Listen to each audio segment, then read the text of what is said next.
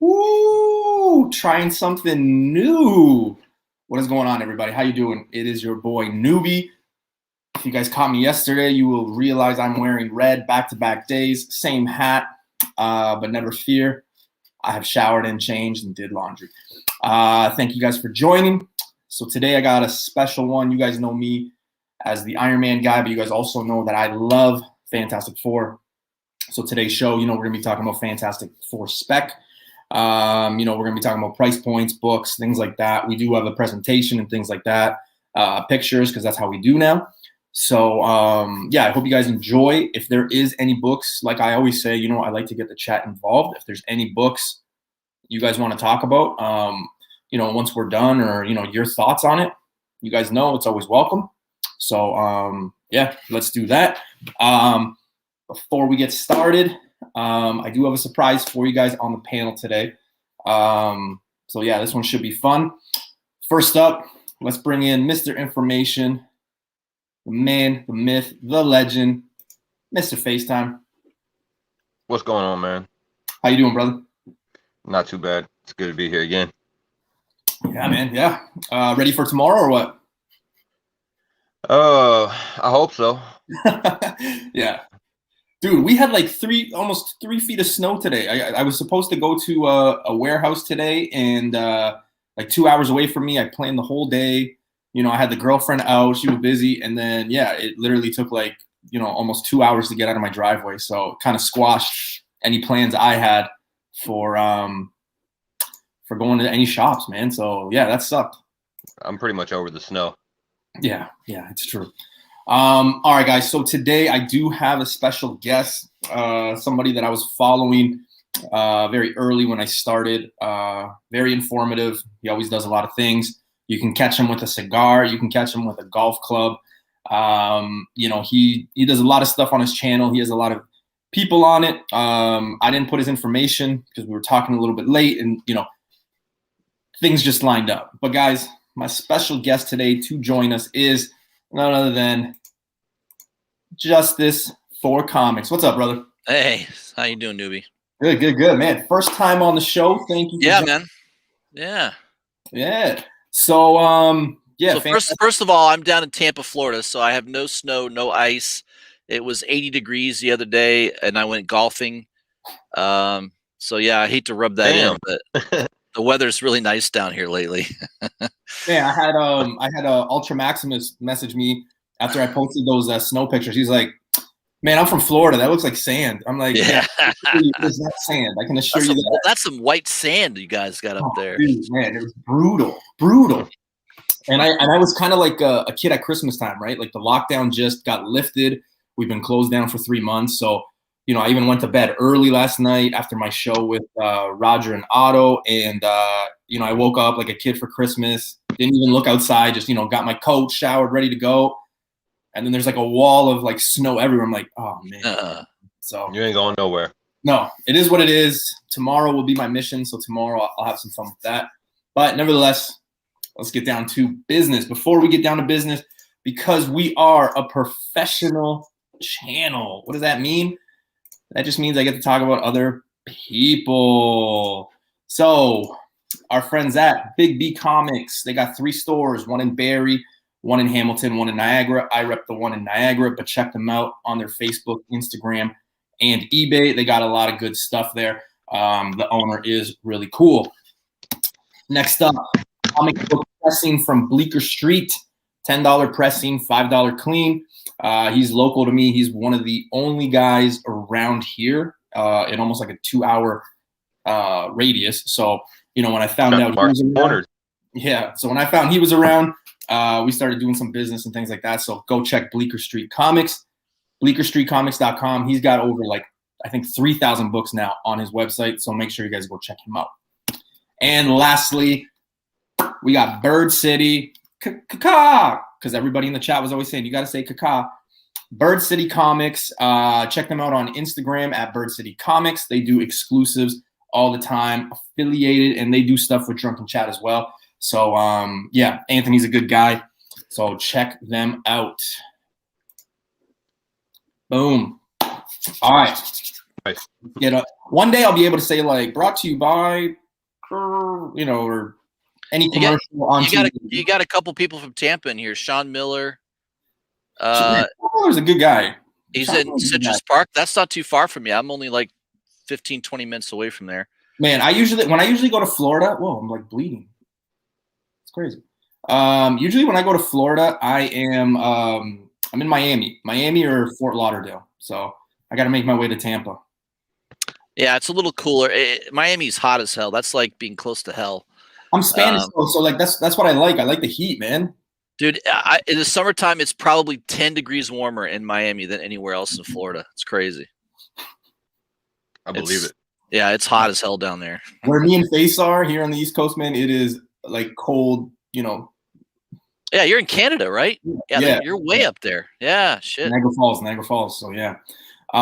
So before we get started, yeah, he was first. We got Wesley, Renos, Sam. Renos was just in Comic Night's auction. I think I might have sent him there first time. Hyper, what's going on, man? Oh, look, the fucking slacker's in chat, but can't. Yeah. Sean, what's going on? Keys, what's going on, man? Oh, this guy too. Jesus. Two cool guys talking about one lame ass franchise. Okay, man. Yeah, I just spent like 25 minutes talking about Spawn with him. So yeah, Matt, what's going on, man? You guys already know Pressable Defects. Go check them out. If you haven't heard of them, you must be living on Mars. Sean from Tampa, Soccer Vids. So there's a few you guys. Freaky Louis in here. Yeah, he's right about that. No blows. Yeah. Pacino, The Fantastic Girl, Doc, Comic Night. Like I said, you just had a claim sale, so I went and repped over there. All right. Oh, Charm City. Is this the shark meeting? And Gabby, shout out to the chat all the way from Las Vegas. I'm here for some. Oh, okay, perfect. So like I said at the beginning, guys, we got some books we want to talk about. We'll be talking about their spec, what we think, price points, things like that. If my memory serves me right, and Justice is really good with this too, is we'll be talking about where maybe the book was, say like a few months ago compared to now, where we see it down the road. If there's any books, because I'm sure we missed some, if there's any books you guys want to talk about, we'll be able to get to it at the end. All right. So let's get started because I'm talking way too much and I don't have a word count. So Fantastic Four spec. Let's get it on. First book. This is probably one of my favorite books of all time. Yeah, this is one of my favorite books. Anytime I talk about Fantastic Four, I always bring this book up. I always tell you the story that I paid basically $200 for a 5.5. That's Canadian. So yeah, you got the first appearance of Franklin Richards, Annihilus, low copies. I think one just sold on My Comic Shop, a 2.5 for I think like $63 US. They're really under the radar, but there's some money to be made there. It's a really good time to buy because no one's talking about it. Everybody's on Star Wars and this other stuff. This is the perfect time when you hear people say, hey, you got to get those things and those keys when they're down. This is a perfect example. You guys have heard me say, I believe strongly in Secret Wars coming, Annihilus, and I think Franklin Richards has a big role. This is a book I would grab anytime. If I go to a shop and I see it, I'm grabbing every time. I mean, yeah, if you can find it for something, in the affordable range, for sure. Yeah. So the first problem you have with this book is it's thick, right? It's king size. So the thicker the book, the older the book, the harder it is to get in high grade. It's very, very difficult to get this in an 8.0 or higher. 9.0 and higher is really difficult. I don't think I've ever actually even seen an 8.0 of this or higher in real life. Most of the auctions or most of the eBay stuff I've seen is in the 6 to 7. Maybe I've seen a 7.5 one time. I don't think I've ever seen a 9.0 or higher in a long time. It's been quite a while. But I've been following this book for several years. I've come very close to pulling the trigger a couple times and buying it, and I was always so picky, you know, I'd see too many, stress lines on it and creases, and I just always backed away from it because I just Right. could not find a really good, clean copy. That's always been the problem with that book. Yeah, and So- it's true. Most people don't realize. I say most because I don't want to offend anyone. A lot of people in the comic community know what this book is, but a lot of people don't. But yeah, it is a square bound book, and those are historically very hard to keep up. Yeah. But here's what I will say: just like anything, once something like a nihilist or something like Franklin pops up, or there's an Easter egg or something, the littlest thing, you're gonna see the people that have been hoarding this and that are like 7.0 and up sell ridiculously. That's just how it is, right? Like people hold them, and to your guys' point, like you guys have said, I've never seen an 8.0 or higher. You'll see them once something pops off because people just have this in the back of their collections, and they're just waiting for it, man. But it is what it is. I got lucky with mine. I got really lucky paying $200 for a 5.5, and it's probably one that'll stay around in my collection for a very long time. Yep. I'd probably hold on to it too. Yeah. Matt is saying he won an 8.0 in a raffle. Wow, that's a score, Dude, right I never win those damn raffles. I give there. them Right? I'm done buying those damn mystery boxes. You know how many times I've bought those mystery boxes? I don't get shit in those things. I've never won, man. I've done. I never have either. And yeah, nothing, man. It's ridiculous. I don't know.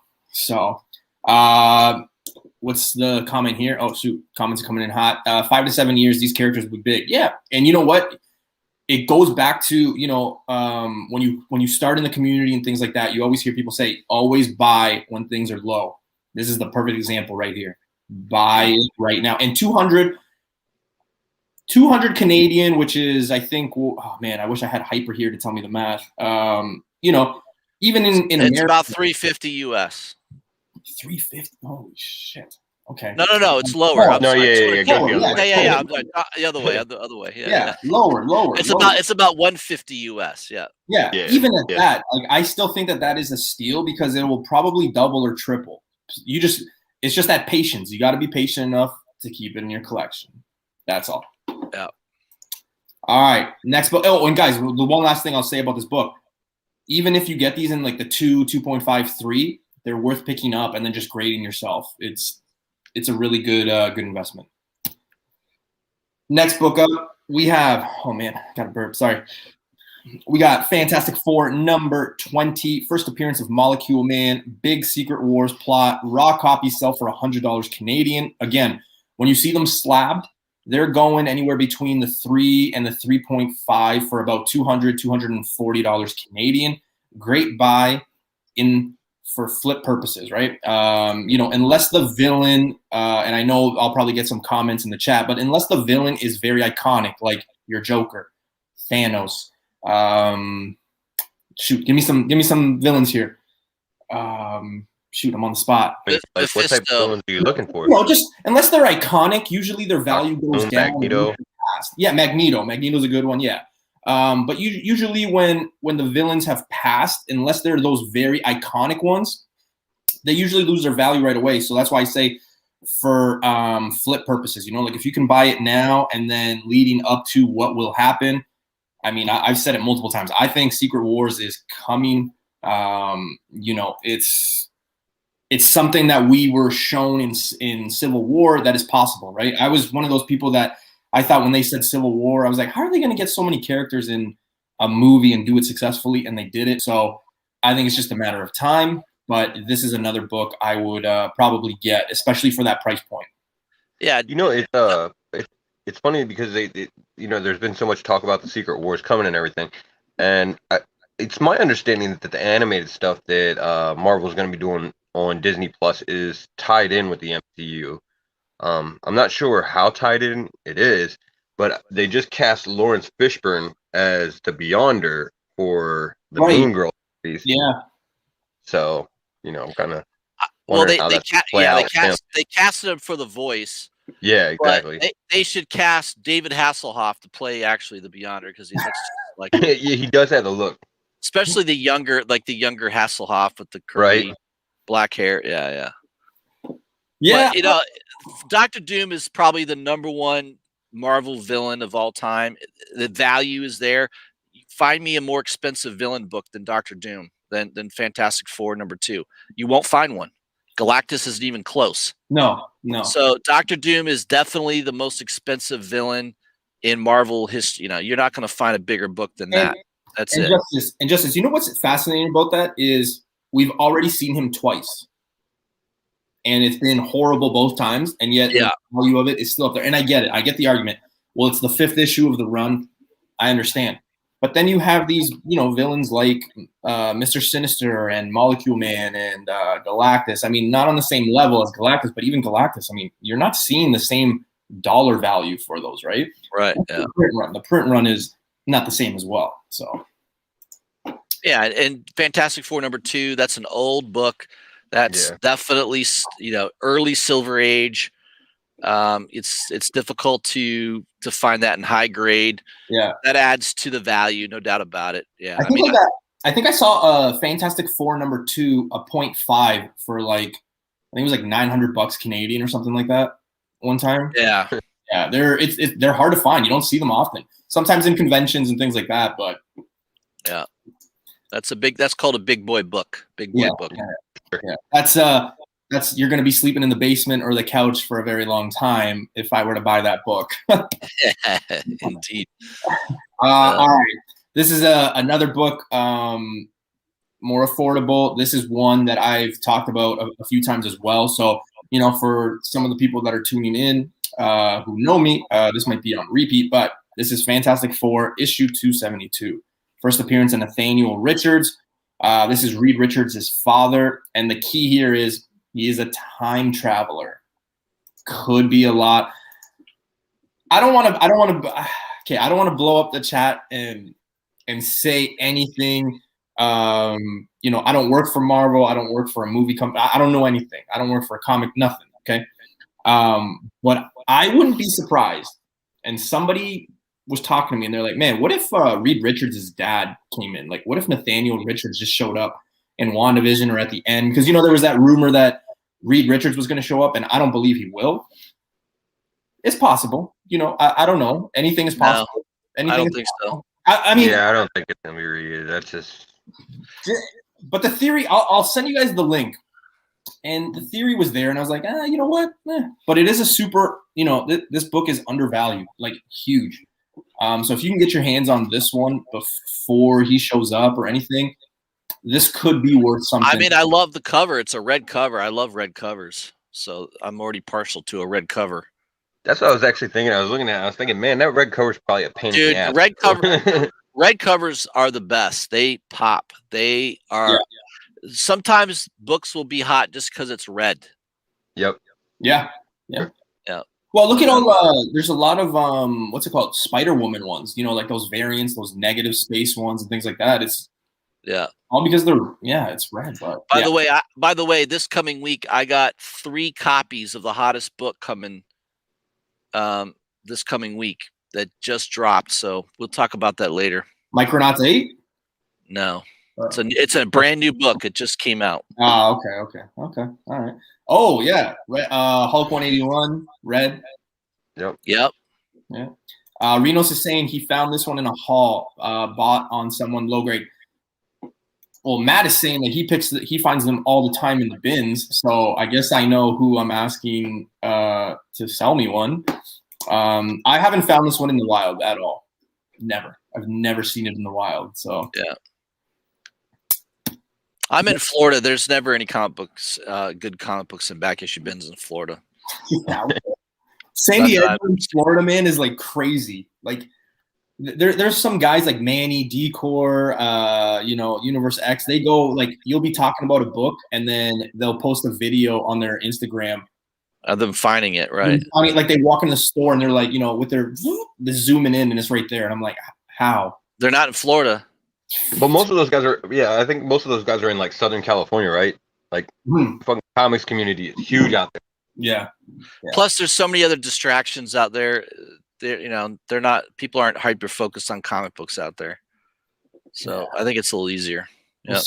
There's so much to do. So, So I put this one up, and this one, again, along with Molecule Man, it is early. Obviously, it's Fantastic Four, issue 27. I bring this one up, and this is just my opinion, but I think Doctor Strange will be the leader. What do I mean by that? Just kind of have that Iron Man role, right? He's basically the one that's been there. I mean, it's between him and War Machine, like on Earth, right? I mean, I know Thor is like out in space or whatever, but like on Earth, it's War Machine and Doctor Strange. I think Doctor Strange kind of takes the role. These team ups and these first meetings, they sometimes, they garner some traction. And, this is the first time Doctor Strange meets Fantastic Four. It's an underlooked book, and raw copies only sell for $40 to $60. And it's, again, early Fantastic Four. Yeah. What's going on, Bert? Okay, Peel, what's happening? I'm interested to know your opinion, guys, about that whole Doctor Strange and him taking that leadership role moving forward. You guys see it or no? I could see it being possible. I mean, there's a few different people it could be. I think the original plan probably would have been for Black Panther, but obviously I think that plan's going to change some. So yeah, Doctor Strange is possible. I mean, to me, it's Thor, but again, because of the way I'm looking at how things are going to be going forward, like I think that there's going to be just two things going on. I think it's going to be cosmic and an Earth issue, right? So you're always going to have two issues going on at the same time. I don't think Thor's coming back to Earth anytime soon. I think his future is kind of more cosmic and then done, in my opinion. So yeah, I think when you take on the fact, when you put it in those words of like, yeah, we won't have Black Panther. Who do we have? You have War Machine, you have Captain Marvel, and then you have Doctor Strange. I mean, I think it's just easier to say, okay, Doctor Strange is going to be the guy until these next properties come, and then he can take on like a lesser role, I mean, yeah, I don't know. You're kind of sleeping on Sam Wilson, Captain America. Oh, come on. So here's my theory on this. Reed Richards is a man of science. Yep. Doctor Strange is anti-science. They are completely polar opposites. True. Very true. Doctor Strange is the master of the mystic arts. Everything's supernatural. Reed Richards is logical science. Probably doesn't believe too much in the mystical arts. I think that's an interesting contrast between the two characters. I think they'll butt heads for sure. It's going to be interesting to see their relationship. Do we? You know what the perfect example of this? You ever watch Rick and Morty? Yeah. There's a Rick and Morty episode of remember that, what was that Stephen King movie? Needful Things, right? Where the procurer of the pawn shop was the devil, and then Rick creates a device that scientifically debunks every little thing that he has in the shop. Dude, I love that. That is a perfect example of science versus supernatural. I love that. Yeah, and I think it's going to be super interesting to have those relationships because, again, I think we're going to have a lot of, characters just kind of cross over with everything that's going on, and just the fast track of like, okay, we got to get these properties out because they're already almost a year and a half, going on 2 years, kind of backtrack, right? So I don't know. I think it's going to be interesting. I don't think I've ever asked this, but are we still under the impression that John Krasinski will be Reed Richards? Like, is that? I think it's pretty likely.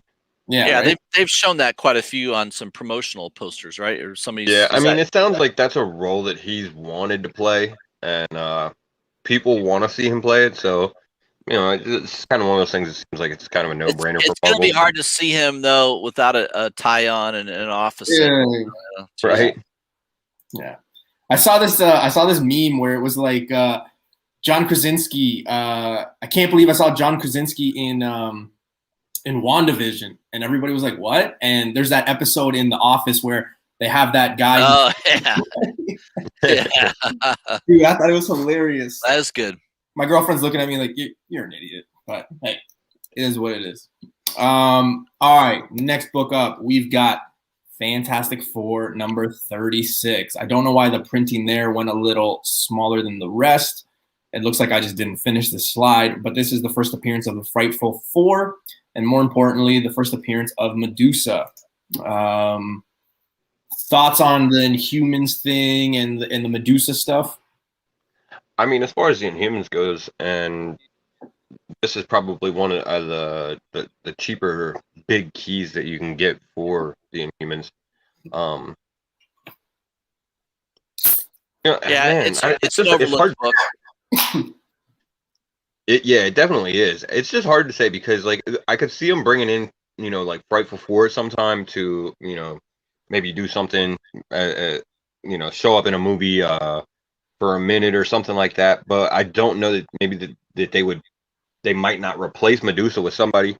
You know what I mean? Like, instead of having her in there, they may just throw some other character in there so that they can still save her for use later in the Inhumans. I don't see Inhumans coming into any movies for a long time. That little TV show experiment, dude, I'm telling you, that TV show experiment destroyed the chances of any shit was Inhumans. So bad. Yeah, you're not going to see it. I'm telling you, you're not going to see it. You won't see it for years. Yeah. I do think that the book and the characters, like this one, the first appearance of I think it's Black Bolt. I think it's Fantastic Four 53. I think those are worth grabbing right now. Like I said at the beginning, right? Sure, like, those are the great time to grab them down, right? So their first appearances, they're always going to be key, but I wouldn't spec on it with the idea that this character is going to show up in a movie or TV. No, they aren't. They aren't. More than anything, it'd just be a great time to pick them up. More than anything, it'd be a great time to pick them up because Marvel's trashed them so bad that they're probably at some of the lower prices that they'll be at, Yeah, that's the time to buy. Yeah, exactly. Kid Collector, what's up, brother? 1/3. I think Wesley's here, so I got 2/3 of the Power Pack Kids Sunday at 5:30. If you guys don't know, now you know. Yeah, Comic Head. Books like this are good investments, movie or not. I totally agree with that statement, man. 100%. And we got to remember, right? Especially when they're down. Yeah, exactly. That's yeah. If you're only buying comic books because of what you think was going to happen in a movie or TV show, you're gonna have a rough time, man. You're gonna have a rough time. Yeah, you're gonna spend a fortune.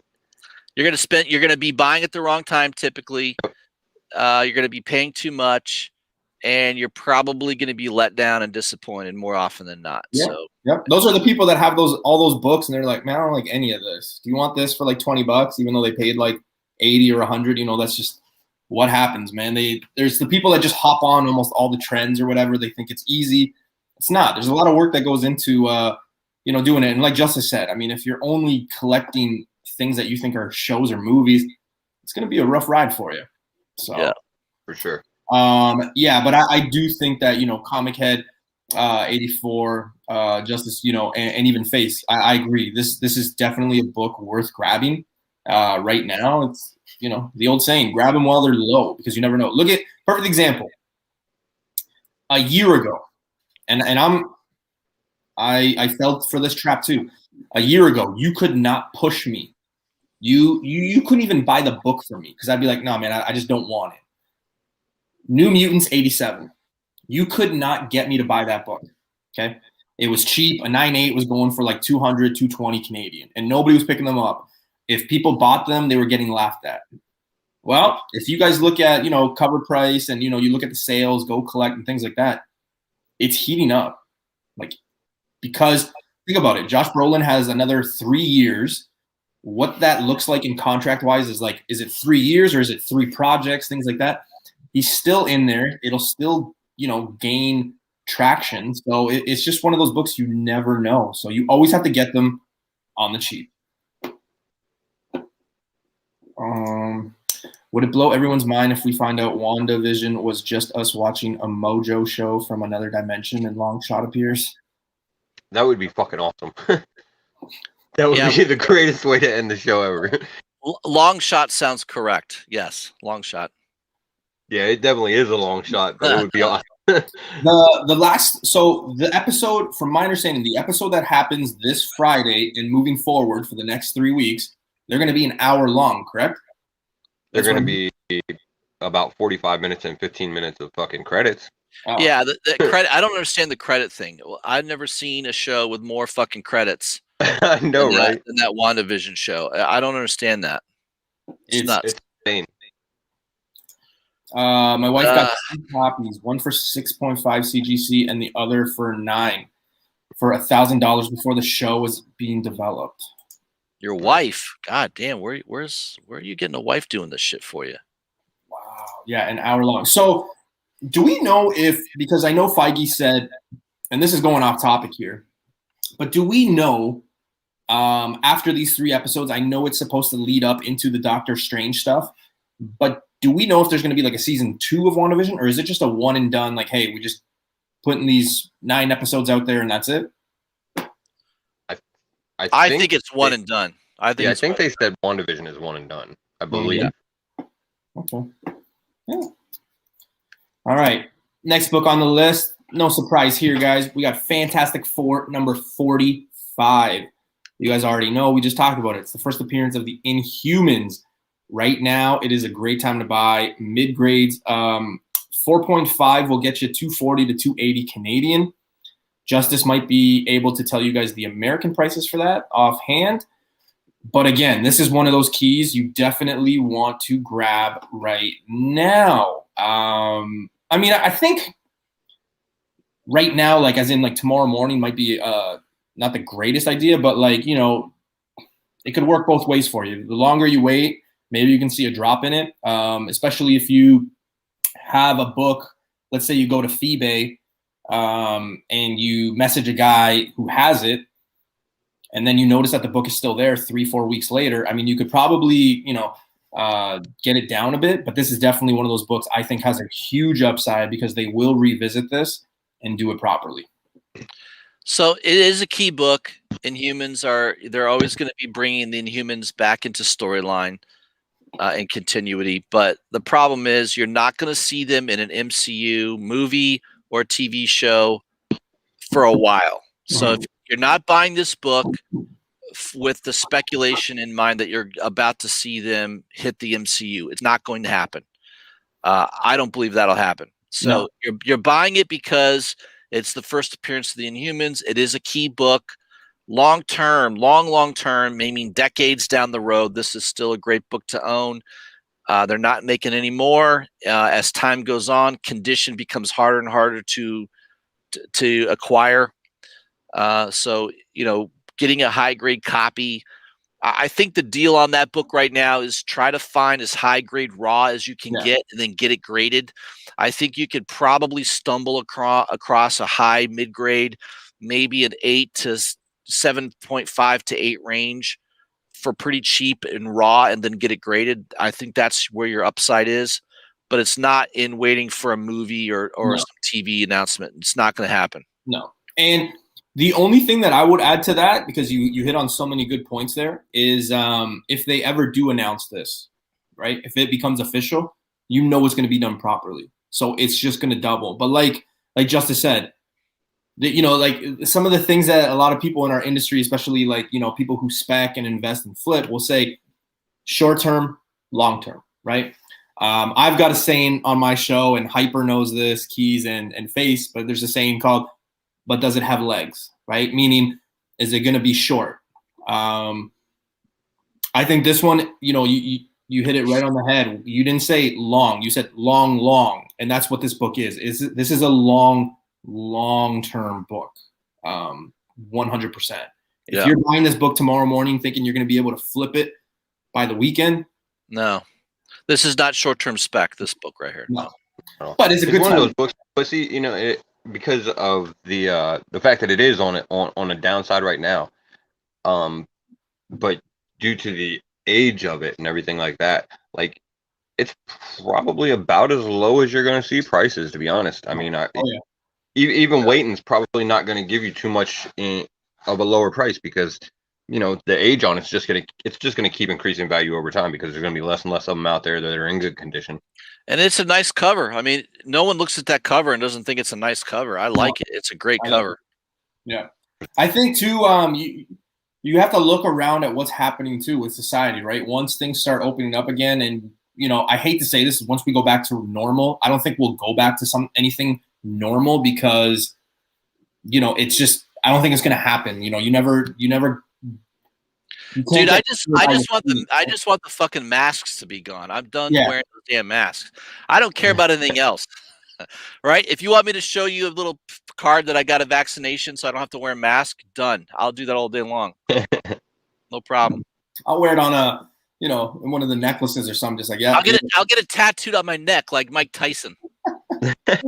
Oh man. But yeah, it's just one of those things that, you like where I was going with it is, like you don't know what society is going to look like down the road either. And like with inflation and money and things like that. So, if you do have the money to get it, like Faye said, this is probably the lowest it's going to be right now because, to get a 4.5 or a 5.0 for $240, under $300, that's a pretty good price because usually $250 to $300, that's the price for like a decent book.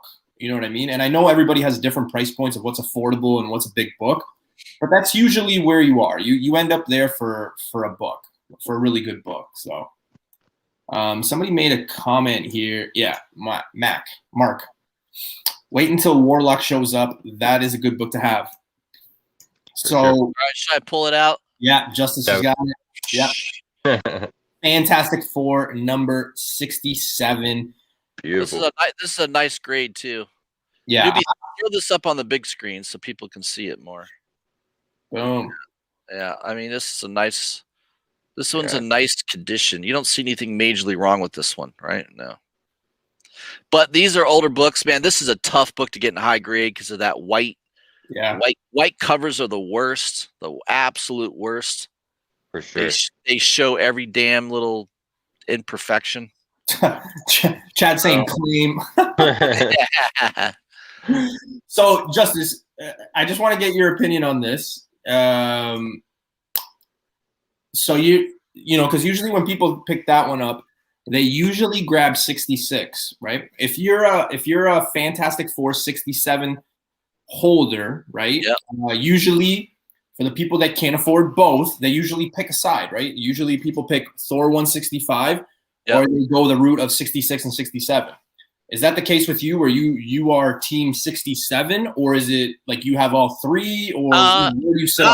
I think the Thor book's important too. That one is a lot harder. That also is a hard book to get in high grade because of the black cover. So that's also a very difficult one to get in really good shape. The market seems to drift towards Fantastic Four 67. That it's an older book. It predates Thor by a few years. So I think people tend to drift towards 67 more than the Thor book, but the Thor book has merits. It's still a hot book. It's still doing well. And I remember when I bought that Fantastic Four 67, I probably could have got a really good deal on a Thor 165 because there weren't a lot of people looking at that book.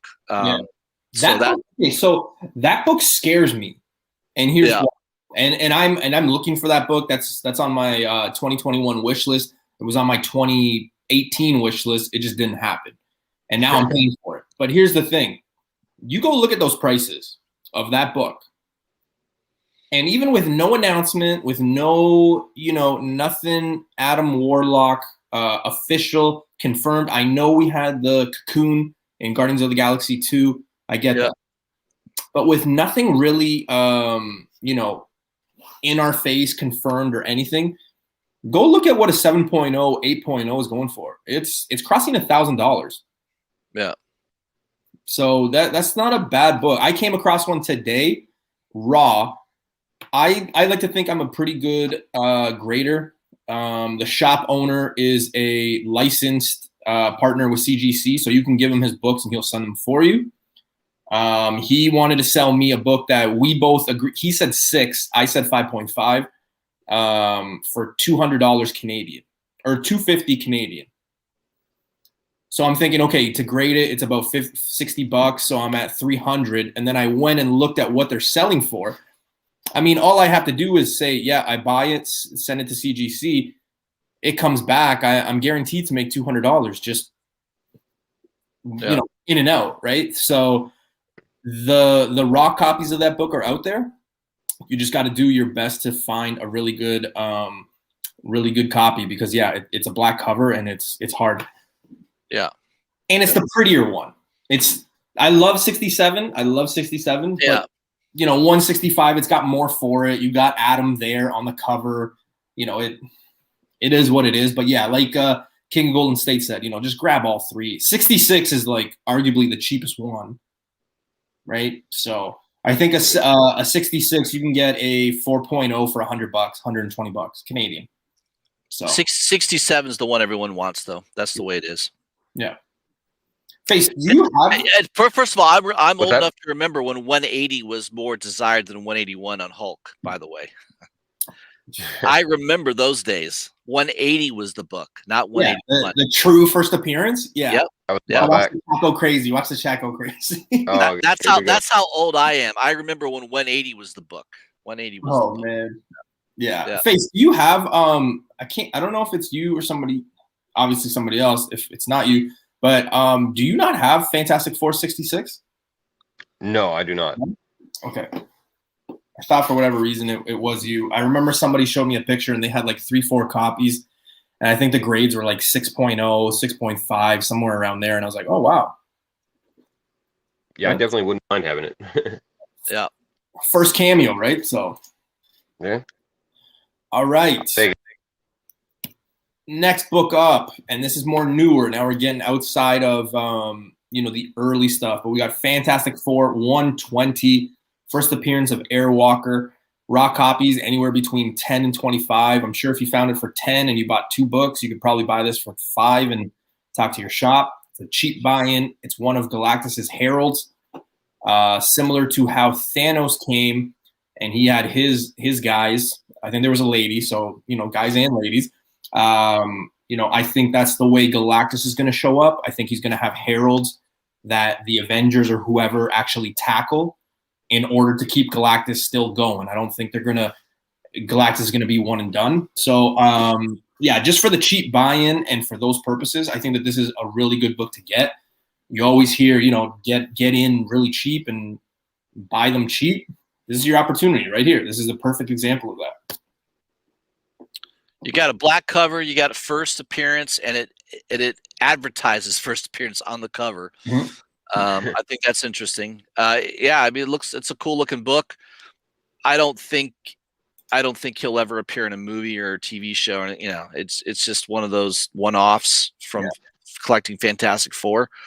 I wouldn't buy this based on any type of appearance in any type of show or movie or anything like that. I don't think that's going to happen. If you're going to have a movie with Galactus, it's going to be Silver Surfer as the Herald. There won't be anybody else. That's just the way it is. Yeah. Justice, you kind of, I think you're creating a movement in the chat, but people are also saying same goes for Venom 299. Yeah, 299's cover wasn't as nice as 300, man. That's why 300's hot. Yeah, right.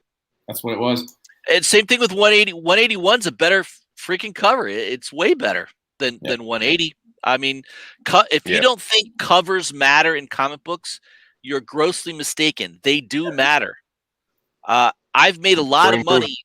I've made a lot of money buying exclusive covers, and everyone thinks, "Oh, don't buy exclusives. You're fucking out of your mind." Okay, I've made a shit ton of money buying exclusive covers. I know what the fuck I'm doing. People buy books for covers. That's it. That's it.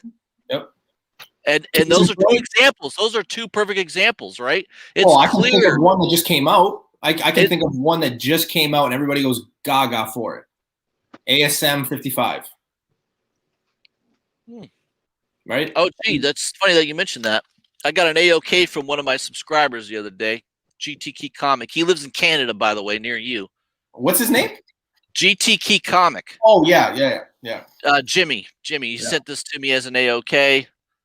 Beautiful, right? Very nice of him to do that. I missed it. I didn't get it. I did get it today in the mail, though. Let me pull it out here. I did get 2 of these. I did get the second prints pre-ordered. Oh, dude, I went quickly to a shop today, like walking distance, and from my in-laws place, and the guy had thrown like 15 copies in basically like a dollar bin, and he was like, "Yeah, man, if you take two, just $1 for two." Of those second prints. Yeah. Oh wow. God, that's crazy. Yeah. A big stack, man. Like big stack. Yeah, I posted on Instagram. Buy them all. Buy them all, man. Buy them all. To Eddie's mullet, this point right here, I've talked about Terax the Tamer so many times. So many times. I've told people to go pick that book up like crazy. Just be careful on the Mark Jewelers variant, and then that one. The barcode's got like a black line. Just be careful for that. But yeah, Fire Lord and Terax. I know a lot of people didn't even know who Fire Lord was. It's Thor 225, and even that book. I mean, that's more Thor than anything. But yeah, another one of Galactus's heralds, and somebody that could show up one-off, things like that. Yeah, I would think if you're gonna go with any Galactus heralds other than Surfer, it would probably be Terax or Firelord. Mm-hmm. You never know. I mean, I would like to see Fallen One. I mean, Fallen One is his first one, right? Like he was the first herald. So yeah, I mean, it would be cool. It just depends, you know. I mean, how much they want to do with Galactus. Maybe if they give him a series or some shit. Yeah. The first one, according to Donnie Cates. The first one, according to Donnie Cates. Right? Yeah, exactly. Yeah. I mean, if I'm a writer, I can fucking change Marvel history too. That's not a problem. Yeah. Hidden Gem earlier was like, what have you done with Hyper and who the hell are you? This is Justice for Comics, one of the solid dudes in the community. If you don't know, make sure you guys go check out. It was kind of one of those last minute things. He's always wanted to jump on, and I've always told him, hey, I'm going to get you on. I'm going to get you on. Today it just worked out. So yeah, Justice. Well, I'll plug him a little bit later. He'll tell you all about his channel and things like that. But Justice, he knows his stuff. So make sure you guys go check that out. It's only because I'm old. Yeah. When you're pushing 50, you start to learn and know shit. That's what happens. Jeff is saying binary fits the MC. Man, you know what? I've talked about that a few times as well. I think that's a very undervalued X-Men book, and I think it could have a spike coming into Captain Marvel 2. I really do. If you guys don't know, my theory in Captain Marvel 2 is Rogue comes, she is the bad guy. Excuse me. And she takes her powers, and then she becomes binary. That's just my take, but we'll see. All right, so you guys were all on Fantastic Four Annual number 6. You guys were all saying, hey, let's pick it up. Let's do it. What is hotter than the first appearance, more so than cameos? It's origins. So this is the origin of Annihilus. Raw copies are so overlooked, you miss it. I picked up a copy of this for 75 cents, and then my second copy I picked up for $3. It's crazy. Again, it's a great buy, great opportunity. A lot of people don't know what this book is. I've seen a lot of people just pass through this book and not know. So yeah, definitely a book I would recommend grabbing, especially if you're on that Galactus run. Go figure, it's also a red cover. Yeah, I mean, I would grab this one just because I like Annihilus. So yeah. Don't sleep on Nova. Well, wait, Jody, just wait. K Keel is saying I'm almost 52, dude.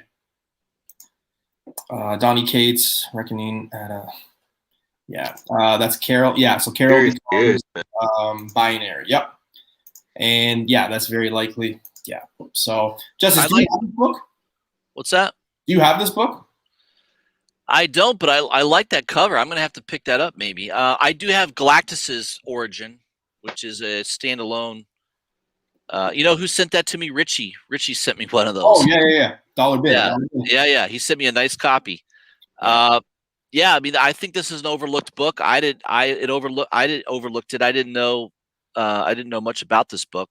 Yeah, I've seen people like right beside back when you were allowed to be kind of beside people going through bins, and I've seen so many people just kind of go through them and pass. I mean, it's a cool looking cover too. I like the red cover and the multiple panel. You don't see a lot of comic book covers with panels, like almost like the interior of the comic book is on the cover. Yeah, I think that's kind of interesting. I like that. Yeah. So yeah, it's a cheap buy-in, guys. And I mean, and if you believe in Annihilus and you're going after that Fantastic Four Annual 6, why not grab this one? It's just an easy buy-in. Dude, I love when villains like spread their legs like they're like, fuck you. Like they're like showing their junk. Like I think that's awesome. The opinions of Justice for Comics are not the opinions of Newbie Comics. Yeah. Don't subscribe to my channel with caution. That's all I have to say. Yeah, if you only watch movies in PG, I don't think Justice for Comics is for you. Okay, that's all. I had to subscribe. I had somebody message me the other day saying that he'll subscribe back to me again when I stop drinking. I said go away. That'll never happen. I like how all this is coming from not. That's what he literally said. That I'll subscribe to you again when you stop drinking. That's crazy to me, man. You know, here's the thing. So somebody asked me once, they're like, man, do you always drink? And I go, no, I usually drink like social gatherings, you know, barbecues, if I go on a patio. But this is like, I view what we do right now, like in my mind, this is the same as like you guys just texting me being like, hey, you want to meet up at you know, John Smith's steakhouse and we go to the patio and have a drink? Yeah, let's do it. Like, to me, this is just like hanging out with some guys talking about things that, you know, I would normally do anyway, right? So I don't know, that people just take it the wrong way when they're like, you're drinking and you're talking about comics. It's like, hey, okay. Louis the 13th just commented, I was doing a live stream once and I put my cigar down and it lit one of my comic books on fire. It did. That would be an epic live stream right there. Oh God. If there's two things I know about Justice is he likes his cigars and he likes his golf. So as long as you don't mess around with those two things, you're good. Renos is saying, and Renos is local to me. He said he grabbed that Origin of Galactus too. Yeah, great cover. Hidden Gem. Bro, why don't you bring this guy on more often? Hey, he'll be making some appearances. Don't worry. We just haven't had the timing right. That's all. You know, life happens. I drink every day, but I don't get drunk every day. There you go. Know your limits. Yeah, exactly. All right. Drink more. And I think Jody was talking about it. Oh, sorry. Jody had a question, actually, going back to it. Do you like Avengers Annual 10? That is the first appearance of Rogue. Yes, I do.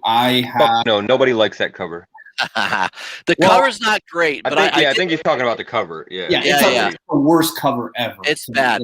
I bought that. I bought a nice high grade copy last year for cheap. I think like $30. And then like right after I bought it, it started going up. Yeah, it's a terrible cover, and it's got that damn bicycle advertisement on it. Fuck. What the fuck, Marvel? And Iron Man's like knocked out, so like he's probably drunk though.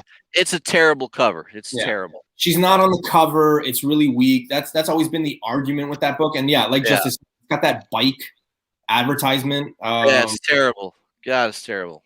It's definitely one of the worst covers on the big. If you look at the sales for that, it is it's something that's back up. It's picking up as we get closer to Captain Marvel 2. I think you're going to see a bigger spike. If she doesn't show up there, I think it'll cool down. And then I hope Rogue takes Captain Marvel's character and she fucking kills her, just destroys it right there in the movie. I would too, man. I want her. Dude, I would love if Brie Larson gets killed right on camera in that movie, and then whoever plays Rogue takes over her powers. I would love that. So here's the argument. I just get the odd feeling they're probably not gonna go that route, but I like it. I know. It's wishful thinking. Comics. Comic Collector Geek is saying she is actually on the cover. Yeah, she's supposedly in that one panel. I think it's under the Iron Man one where there's like 4 or 5 people, and she's like supposedly in the shadows. So she technically is on the cover, but it's not like, you know, like some people will argue it just because they want to argue, right? So yeah, the people have always said, you know, she is on the cover, even though, you know, like her character is like shadow. It's like black, along with everyone. I think it's the panel with Mystique. So it's like Mystique and then people behind it. That would make sense. So yeah. What's up, everybody? Seth, nice to see you here. Yeah, MVS. He's a regular of mine on my channel. Yeah, good to see you, buddy. He pops in here and there. It's it's lame, but technically speaking, yeah, no, 100%. Comic Collector Geek, trust me, I am, and here, I'll break my own chat, my own show here. I am a believer of Hulk 180. I am a believer of X-Men Annual 14. I am a believer in Venom 299. But we live in some crazy times, and facts don't mean anything. So, it is what it is. And I don't have those books. It's not like I have Hulk 180. I mean, I have X-Men Annual 14, but when it comes to the Hulk stuff, like I don't have 180 or 181. But I had a 181 9.6 white pages. What? Oh, wow. Yeah. Man, you could have retired if you kept it. What are you I bought it for about $4,000. I had it about a year and a half. I sold it for about $5,500. And what is it worth now? Like over 20,000 for that on white pages, 9.6 white pages. Yeah. Well, Hyper, that is his grail, and I know he's in here, so he might be able to tell you exactly how much. I had that book in my grubby little hands for about a year and a half. It was awesome. Comic Collector, you are one of those people that doesn't have a problem then, because you can go either way. You could say, you know what, I have both of them. So That's right. On newbie. Oh, thanks, man. I appreciate that. When in doubt, just buy them both. I have 299 and 300 of ASM, so I'm good. Yeah, exactly. This is a book, and getting back to Jody's point, she was talking about don't sleep on Nova. Well, here we go, guys. First appearance of Frankie Ray, who becomes Nova later. Now, if you're new to Nova, if you're new to the comic community, you know that there's a few Novas going around because of just what's going on and everybody talking. We got Richard Rider, a.k.a. Dick Rider, as everybody will say. Then you got Sam Alexander, who I've been talking about, who I tell people when they ask me, what should I be picking up? I think it's too late to get on to Nova 1. And Justice talked about it that earlier. book's gone up a lot. Yeah. You don't want that play right now. Because people will, it is what it is with it. Right now, you probably want to go on Sam Alexander, if anything, because that's a safe bet if you look at what's going on with, like, Champions and all the characters that are showing up. Frankie Ray is, well, I won't ruin it because the other book is on this presentation. But this book you can find very cheap. It is white cover, so you're going to have a tough time finding it if you find it in dollar bins. In very high grade. So just make sure you guys pay attention. Do your research on some grading and stuff like that.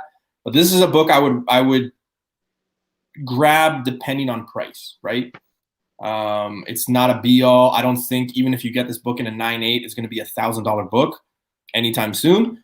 But I mean, if you can pick it up for say $30 at a high, this could be a $100 book at some point, right? So, Sean saying, yeah, get both.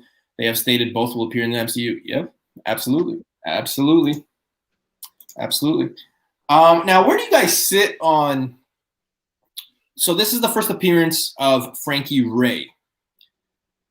Now let's take it back to, like, say, Quasar. So Quasar, Wendell Vaughn, shows up in Captain America 217. That is the first appearance of Wendell Vaughn. Quasar, Hulk 234 is when he officially becomes Quasar.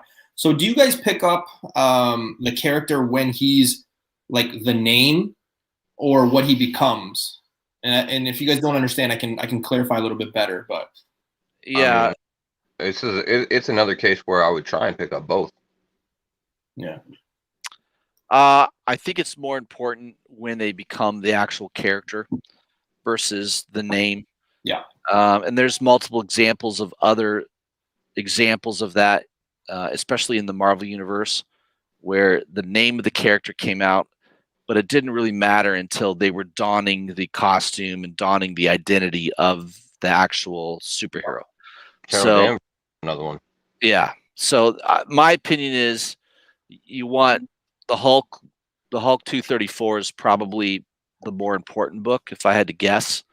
But yeah, it's not a bad idea to pick them both up, especially if you can get them cheap.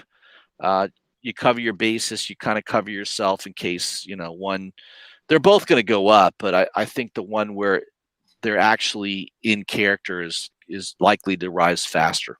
Yeah, they definitely have more value to them than the character first shows up for the most part. I mean, I'm sure there's probably exceptions out there, but yeah, I'm sure there is, but yeah.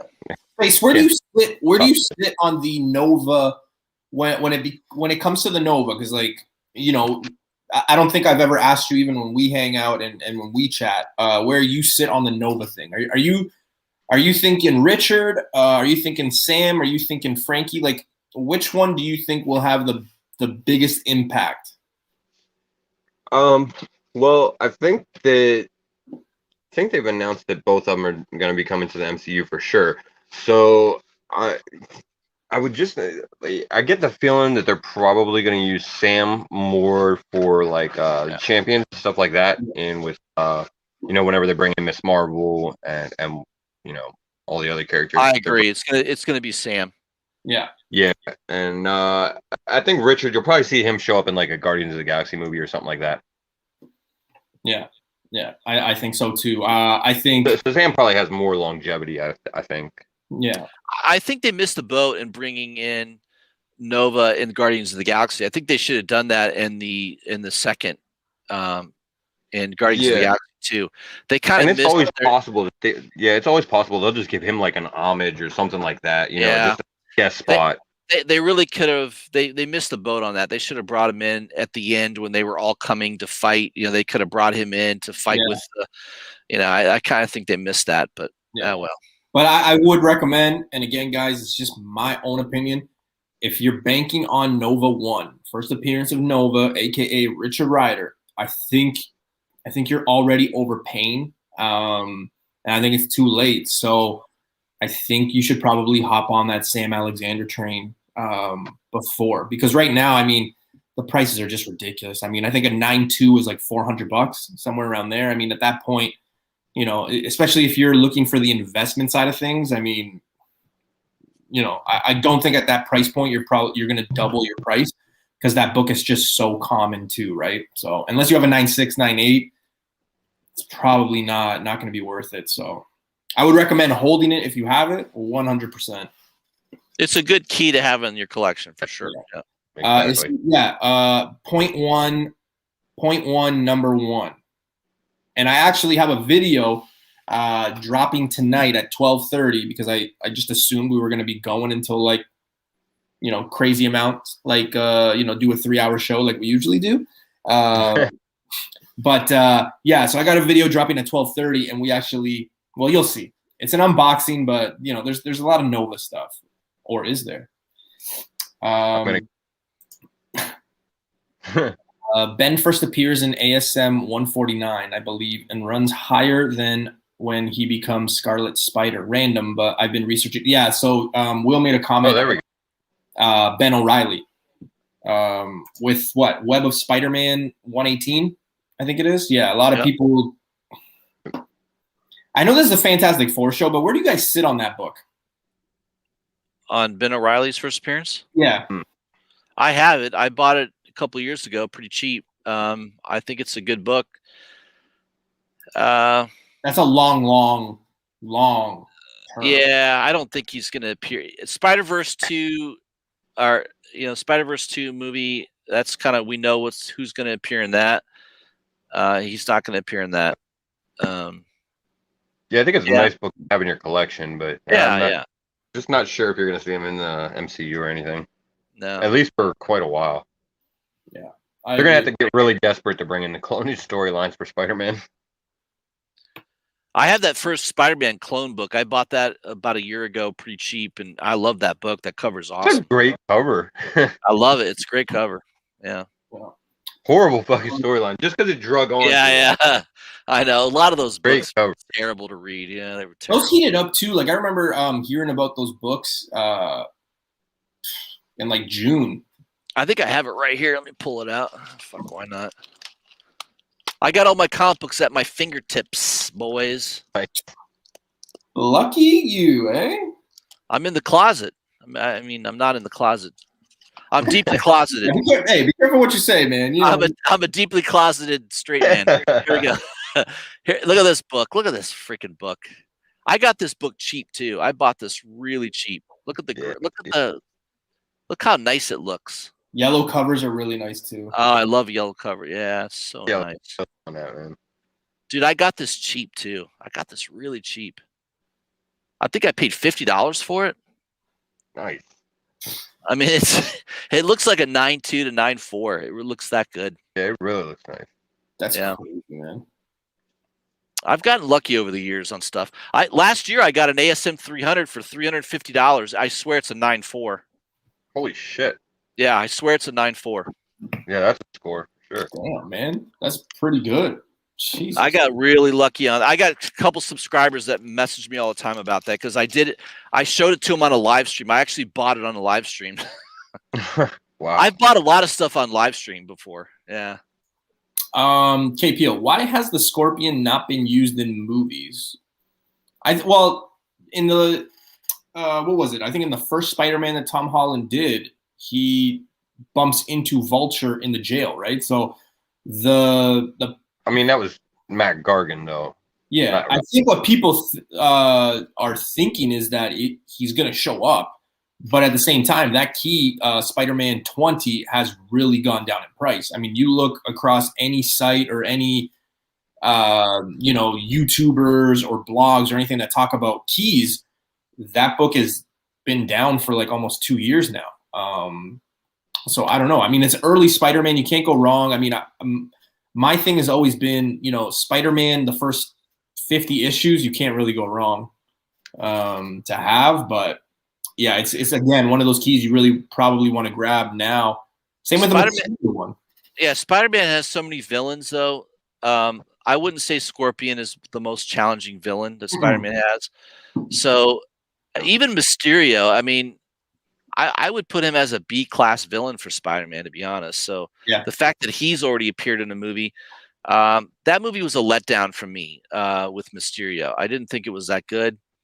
Do you think he's dead? I don't care. No, I mean, I don't really care either. I don't think he's a good enough villain. He's not a good enough villain. Spider-Man has so many better villains than Mysterio and Scorpion that those books will have value. They're still a key villain character in the Spider-Man universe, but they're not going to be. I don't think they're that important as far as appearing in movies. I think you got to go Green Goblin. Yeah, that's number one. Octopus. Yeah, number two. And Vulture. Those are the three. Those are the three big ones. Yeah. And then everybody else is like B. If you want to be nice, I mean, some of them are Venom. Venom to me is Venom. Venom is my number one villain for Spider-Man, but that's obviously modern era, not going back in time. But yeah, Could throw people that are like, oh, Rhino and Shocker, and I'm like, get the hell out of here! What are you talking about? There's like C or D class villains there. Come on. Yeah, and Hobgoblin is like a knockoff of Green Goblin. I mean, that's all it is. Yeah, that book. I mean, I know that cover is awesome. That book is awesome. It's done well. I wish I had bought it years ago. I looked at a really nice copy and I didn't buy it. It feels like an idiot now, but what are you gonna do? Man, I remember that's another story. Like Amazing Spider-Man 236, first appearance of Hobgoblin. That is one book I passed up with tattoos. With tattoos. Yeah, with tattoos. You want it with the tattoos. Comic Head 84 brings up Craven. I agree. Craven's a great what was that original comic book series of the Spider Hunt, right? Where Craven's Last Hunt. Dude, I collected that when I was a kid. I love that story. I collected all of them. I still have them today in my collection. I mean, those books I know are not worth a crazy amount of money, but they're like prized possessions to me because I just love that storyline so much. Craven? Yeah, if they get Keanu to play Craven, watch them books fucking skyrocket. Dude, anything. But okay, first of all, I don't think that the Keanu thing is a thing because, anytime any character is announced, what's the first thing that comes up? Keanu. Oh, Miles Morales is happening. Who's going to play him? Keanu. Oh, Yarny is coming. Who's going to play him? Keanu. Like no, it's not. I don't see Craven.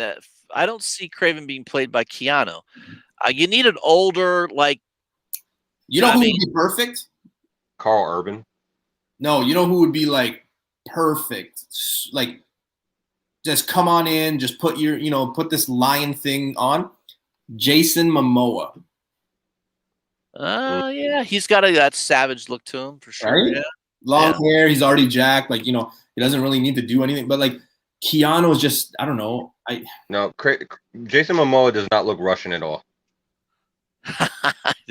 Well, he looks Spanish. Like I don't know how you think Jason. No, he's Jason like, Momoa is not playing fucking Hawaiian Russian. or Hawaiian or some shit. Is like he that. Hawaiian? Yeah, I don't know. Something like that. Yeah. Well, that's Carl pretty Urban's close. probably. That's not too far. Hey, the Pacific Islands are closer to Russia than we are, for God's sake. That's true.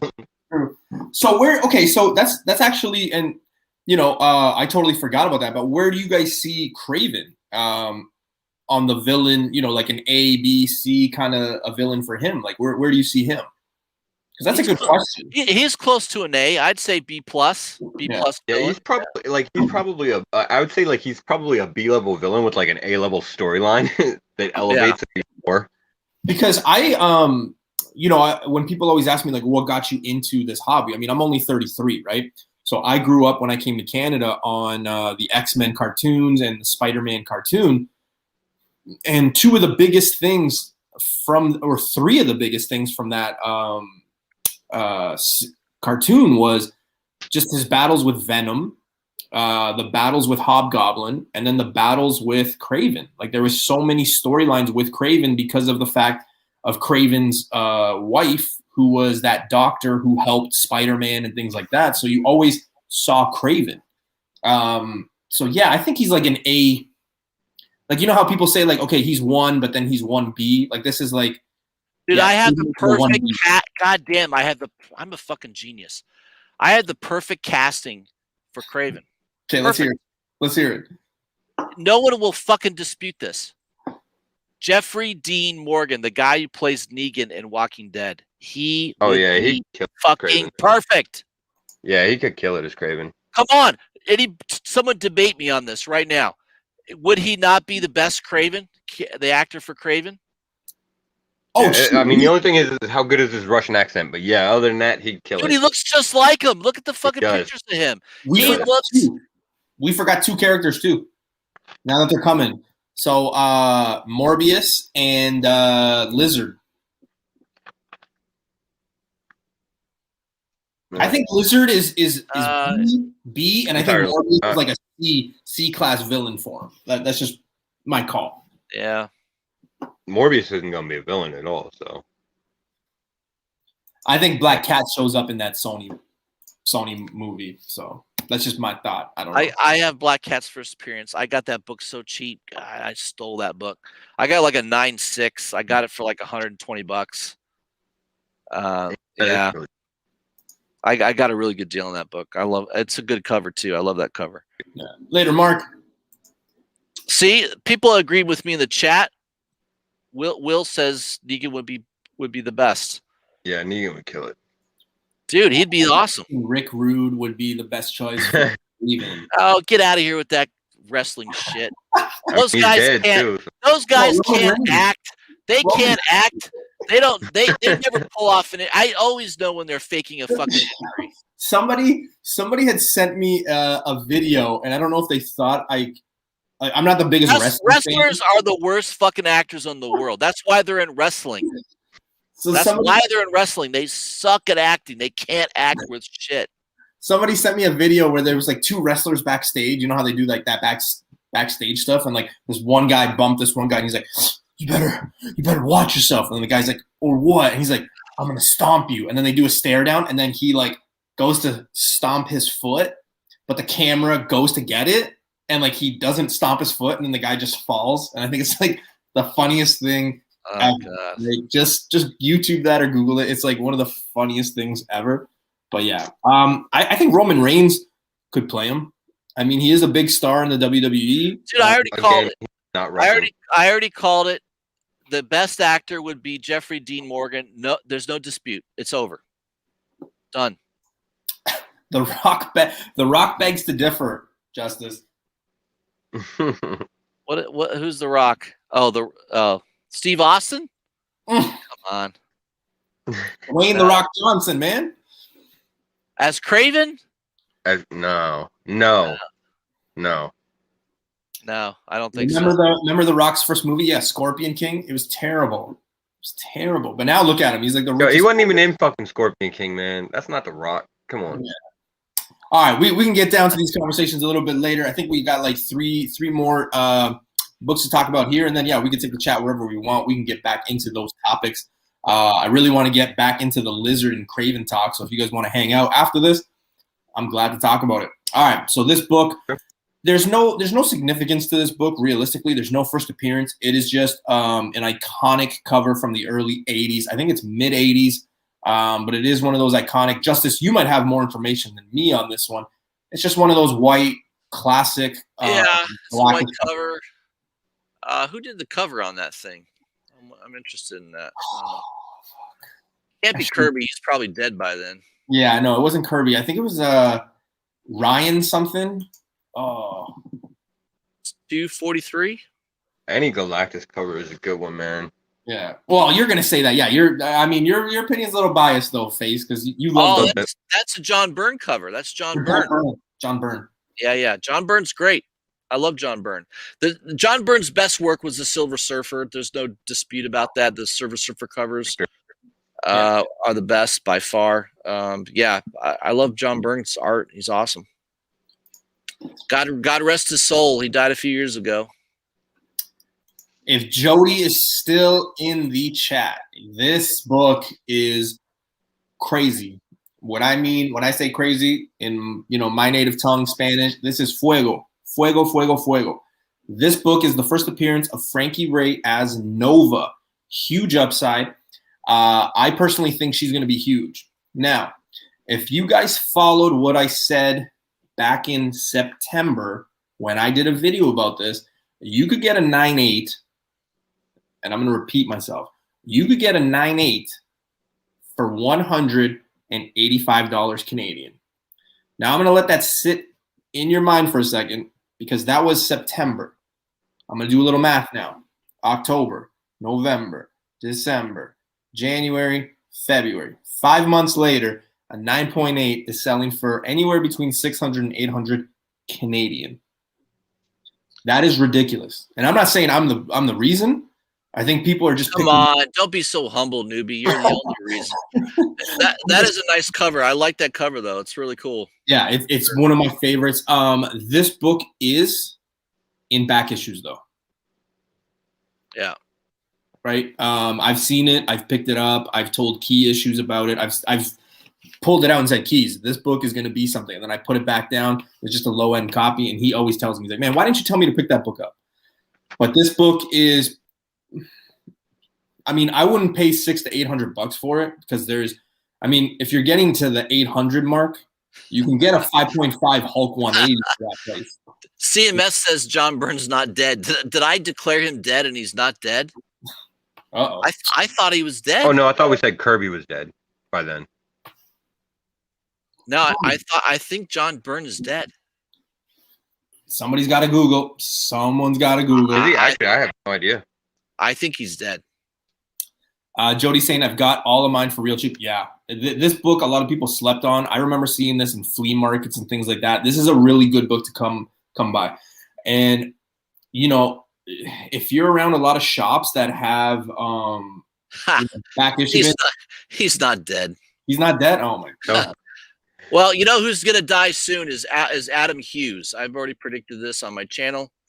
That motherfucker's pushing 400 pounds. Not too many people live that long when they're at that weight. So I'm predicting right now, your next comic legend to die will be Adam Hughes. Justice, look at this. He's not dead. Damn. I know. I like telling people, hey, he's dead. He's dead. You're right. He's still alive. I just well, I don't know if you can trust Wikipedia. Come on, newbie show. You'll be told that people are dead even though they're not. What's going on? No Good Comics. What's happening? Thanks for stopping by, brother. Yeah, it's definitely a book. And guys, I'm telling you right now, where I am, it is a difficult place to find back issue bins. Most of our stores are more new comic book day stores. But even in those stores, I have found this book. This is definitely a book, and I've talked about it months ago. I talked about it a few weeks ago. When people say, listen, give me a book I should be on the lookout for that maybe a lot of people don't know about, this one comes to mind right here. This is the perfect example. Perfect example. And I think she has a huge future too.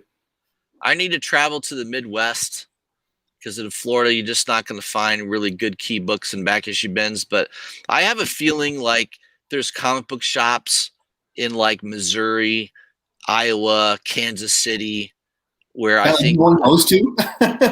yeah, like the middle of the country. I just feel like they don't know what the fuck's going on in the middle of the country. So I feel like I could pick, yeah, I feel like I could pick up like key issues in some of those states. I need to do a road trip. That would be a great video series, like road tripping for keys. Like, Yeah, let's go to rural America and look for like key books and local comic book shops. like Iowa, like like just all these. Yeah, yeah. I thought about that too, man. Like just go. I think the closer you are to the coast, the more people are aware of shit. And I think the closer you are to the center of the country, I don't think people fucking know what's going on. Yeah. They're like, oh, Amazing Fantasy 15. Yeah, I got one here. Take it. You cut my grass. Yeah. Oh, yeah. It's a $1 bin. It's in our dollar bin. Yo, it's so true. I would love to do that, man. Just go into some of those shops and yeah. Charm City. He says that's Newbie's Moon Girl, with a reference to Drunken Chat. One of the guys, Mel V, a guy I really respect. I'm affiliated with. He has an open door policy on my show and likewise on his. And I always try to promote his show, Drunken Chat, Fridays at midnight. Sometimes it's 12:15, depending on how many beers they've had on the CBSI top 10. But Mel and his people are extremely welcoming, and they always give a lot of information. So yeah, he's obsessed with Moon Girl, just as I'm obsessed with Frankie Ray. So yeah. Why is he loves the dinosaurs? Why is he obsessed with Moon Girl? He's just been on Moon Girl for a few years now. He was buying. Has he read that fucking book? It's one of the worst fucking books I ever read. That and Squirrel Girl, literally. I hate those books. Don't get me started on Squirrel Girl. I can't read them. They're so terrible. There's a lot of people that have a following for Squirrel Girl, though. Like, a lot of people think that that's going to be something huge. Oh, I'm glad to be wrong about it. I'll be okay with being wrong about that. I'm not going to give any money towards Squirrel Girl. Justice. Somebody's trying to take a road trip, from Tampa to New York to drop off a puppy, and I figure I would like for small comic shops. Yeah, dude, you know what? That's amazing. Right? Yeah, definitely. Just take some videos along the way of each comic shop, that you hit, state, everything, just to see the differences. That's a good one. Yo, the only problem is, as I've gotten older, I can't drive more than 2 hours. I start to get sleepy. Oh man. Okay. That's the perfect excuse. Drive 2 hours, stop at a store. Yeah. Drive 2 hours, stop at a store. For me, it's not getting sleepy. For me, it's after the second hour of wherever I go, I literally want to kill everybody in the car. Where I'm like, God. Like, you're already annoying me, and we got like 6 hours to go. Like, I remember going to Chicago and going to New York. We would drive, like, we'd take a truck or a minivan, and there'd be like 6 or 7 of us and going, and like I literally wanted to kill everybody. Like, it was just like, get me out of this. Newbies asking to trunk on road trips. Like, oh man, but I would love. I've already said. I've told people. I've told Face. I've told Richie. I've told a lot of people. Mel V. Once the border opens, like I'm going to the U.S. I'm going to take these small trips, especially the ones I can drive to. And just take 2 days to go into some shops and things like that. Because I would love to do that. Love to do that. I'll be right back, boys. I'm going to take a bathroom break. Yeah, no worries, man. No worries. All right. For sure. All right. We'll get through this. Now it's the Face and Newbie show. So we got Fantastic Four 376. We got Franklin Richards as Psylord. This is the adult version of Franklin, and raw copies are selling between $5 and $15. Now, I bring this one up for the spec because, a lot of people don't believe Fantastic Four Annual 6 is the go-to for Franklin. So a lot of people will be picking up these other books where he's like an adult and things like that. I just put it in there. I mean, it's cheap enough that you can find it, that it might have some flip to it. But, there's a few other ones, right? I mean, he does have a few other entities, right?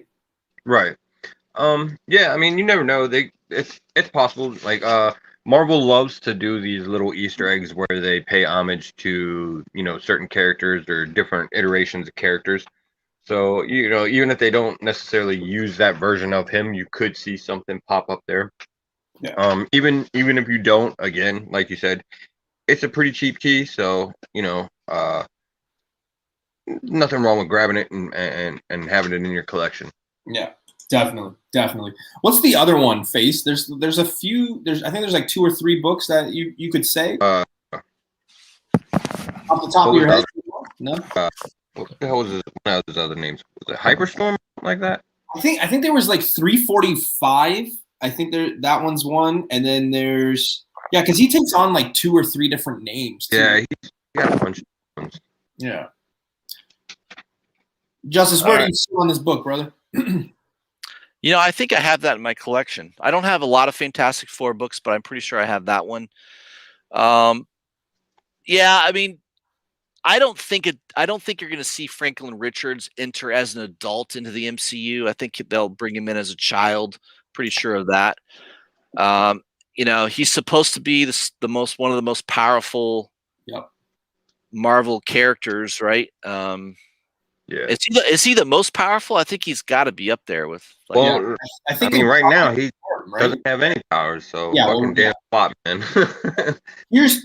And I think Face has heard me say this because we've talked about. I know I've talked about it. I don't know maybe if I talked to him, but I know I've said it enough times where I think the way we're going to get Franklin is I could totally see the 2nd or 3rd Fantastic Four movie, an end credit scene or something being like Sue Storm being like, I'm pregnant. And then just watch that book just skyrocket. Yeah. Like I could totally see it. I think that's the best way to do it. I don't think that they, in the middle of a movie, would be like, oh my God, I'm pregnant. And then they go and fight a villain kind of thing. I just don't think they would. So I think that could be something that you see in an end credit scene. I mean, it's a cool looking cover. I like it. I believe I have that in my collection.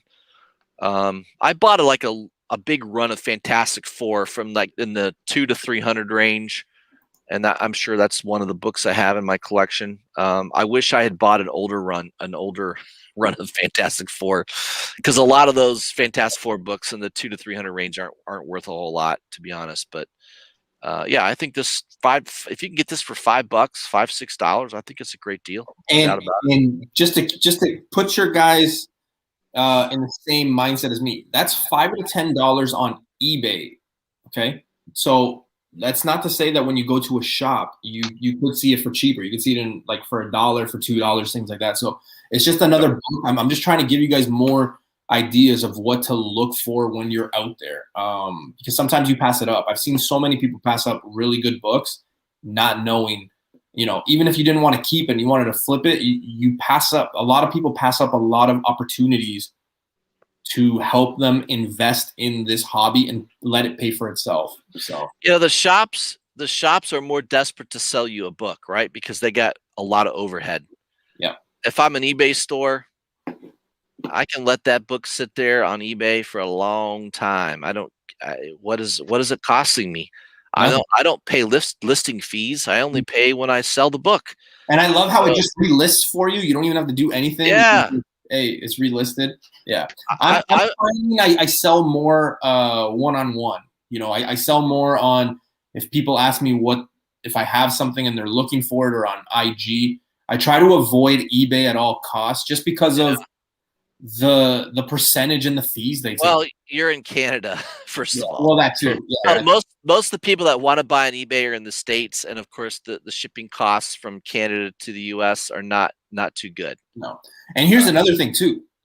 People don't realize is any item under $1,000, eBay takes 12%.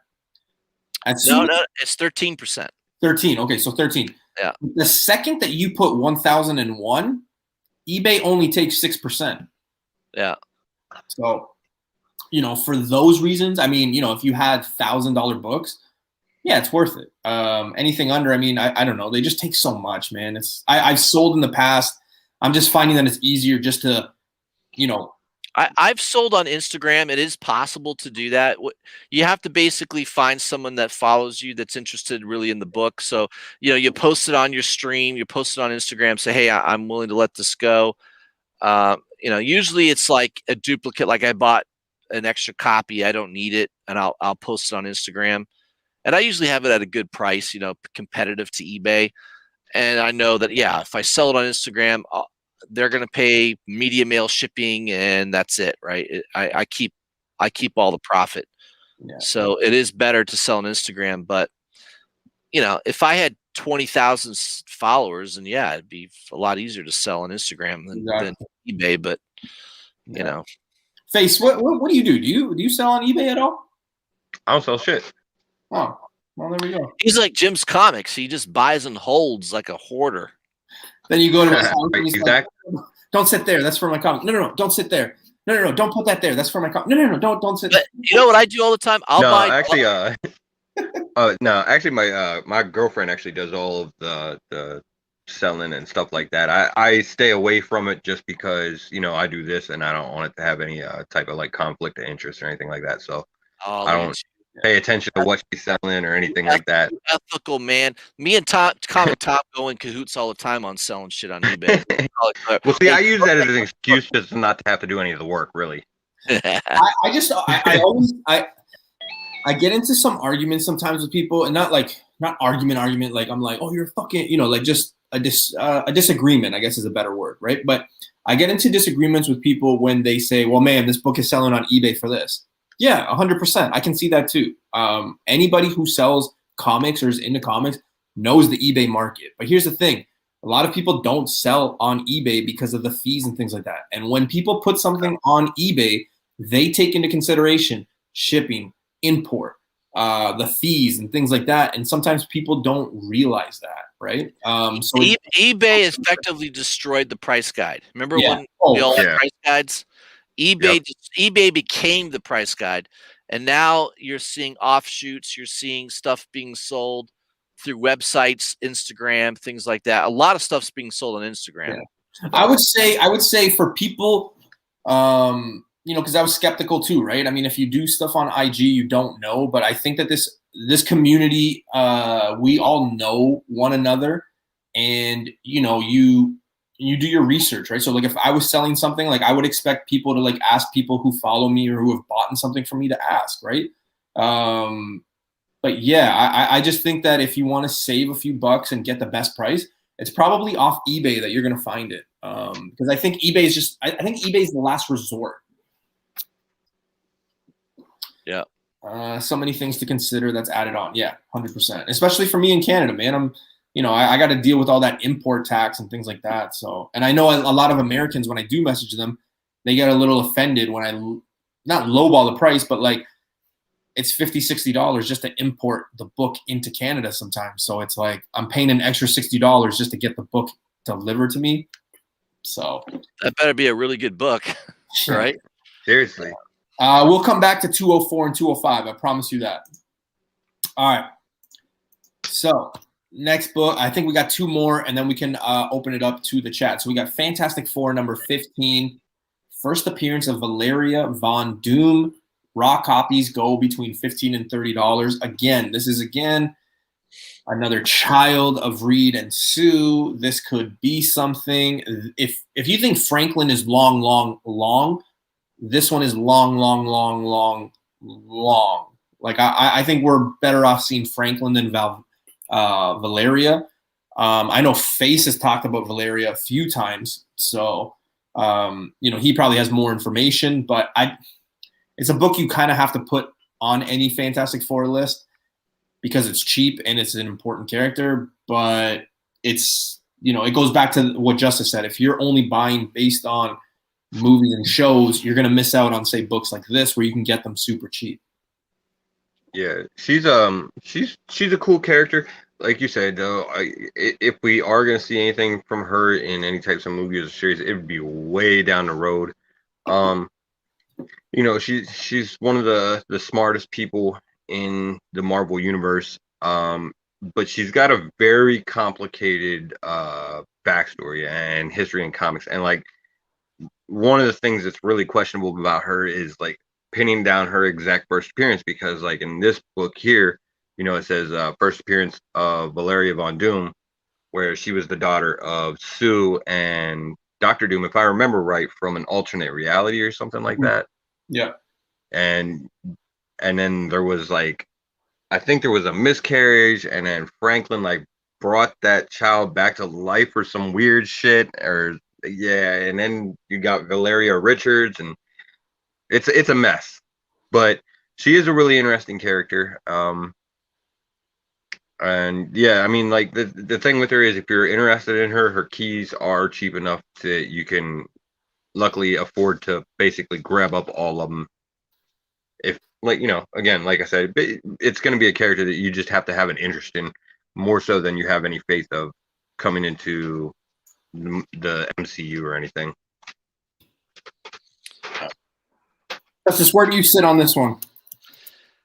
I mean, we haven't really seen a full representation of Doctor Doom yet, so I'm not too worried about the children. Yeah, I think this is way down the road.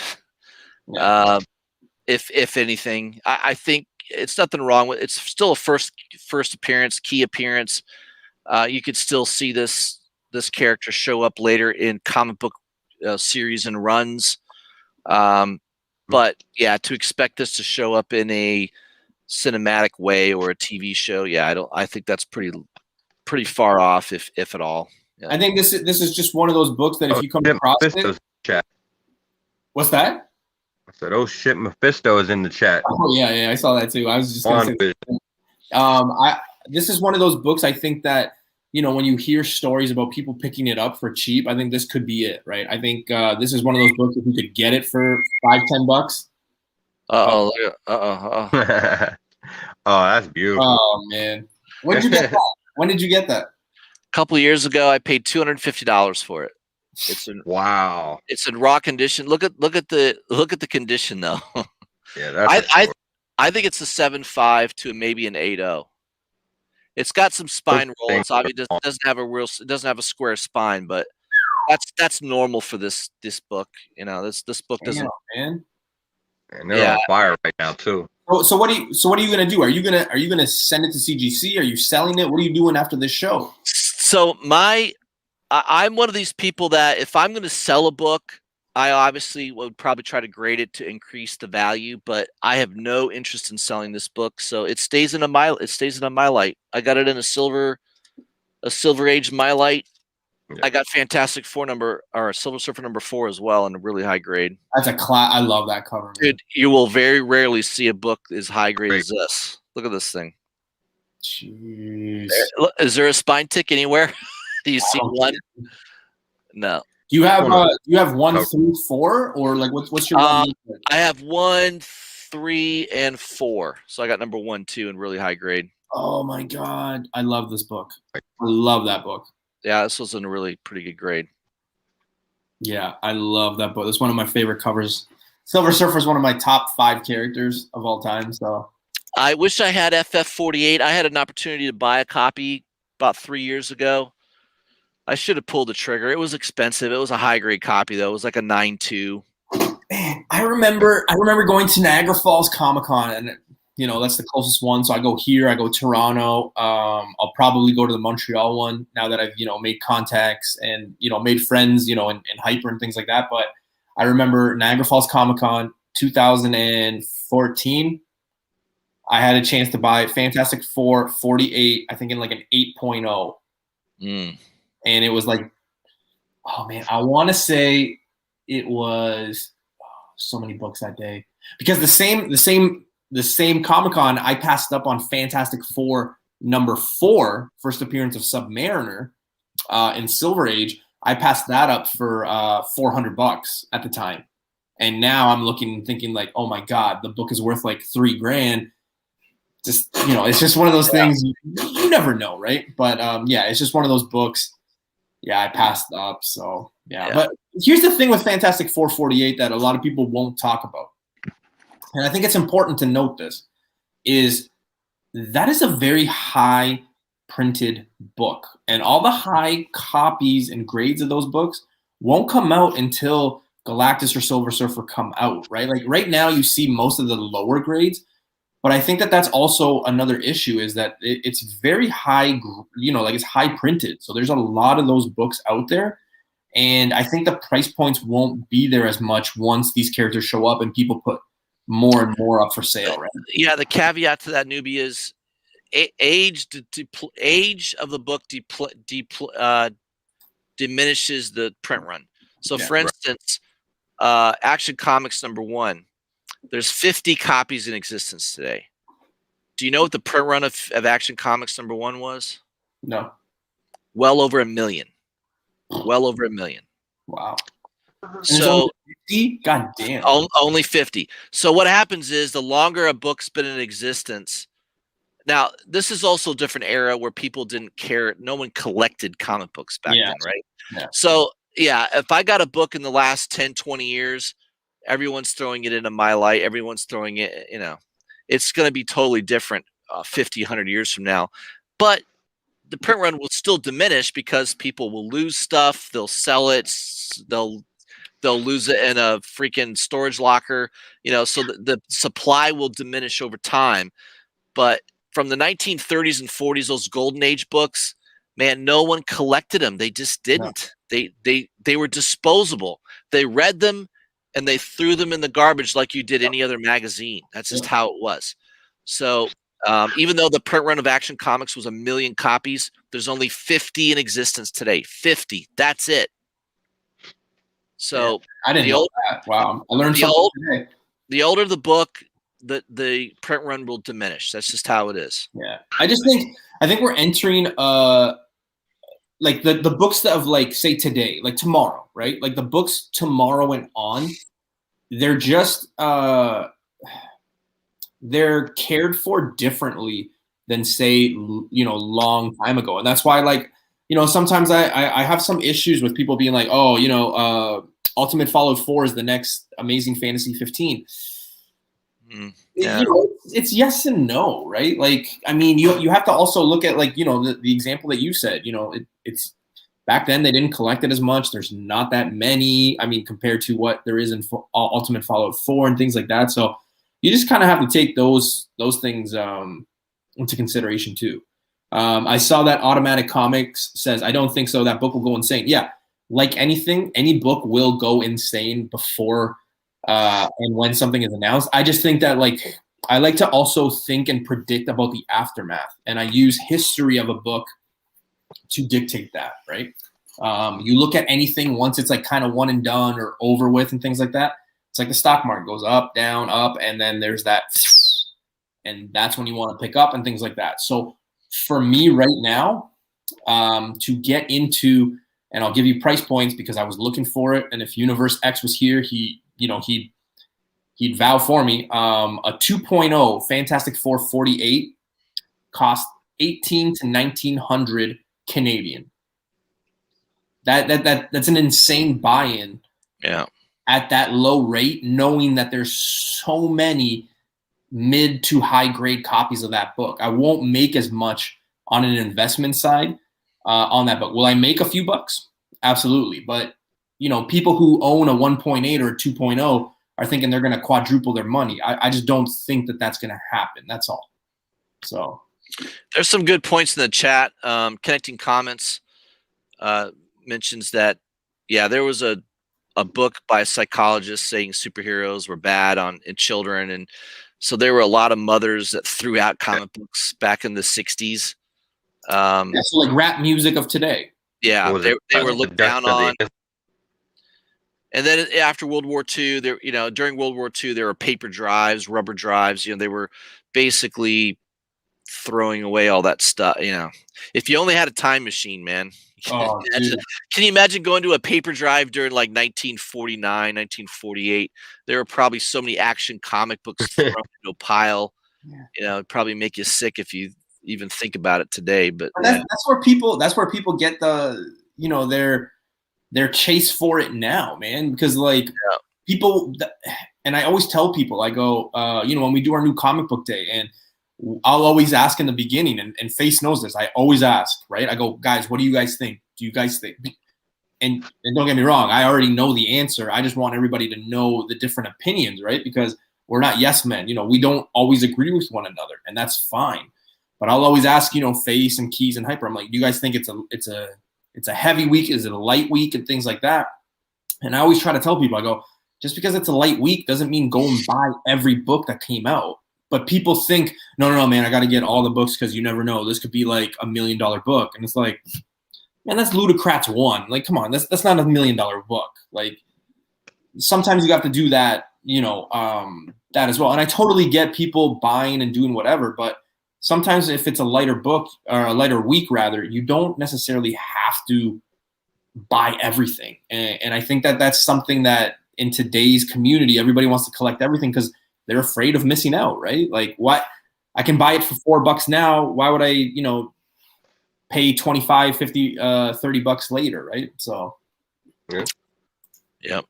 And Face is one of those guys. Face, Justice, I don't know if you followed Face, but Face almost picks up 85% of the books that come out every week.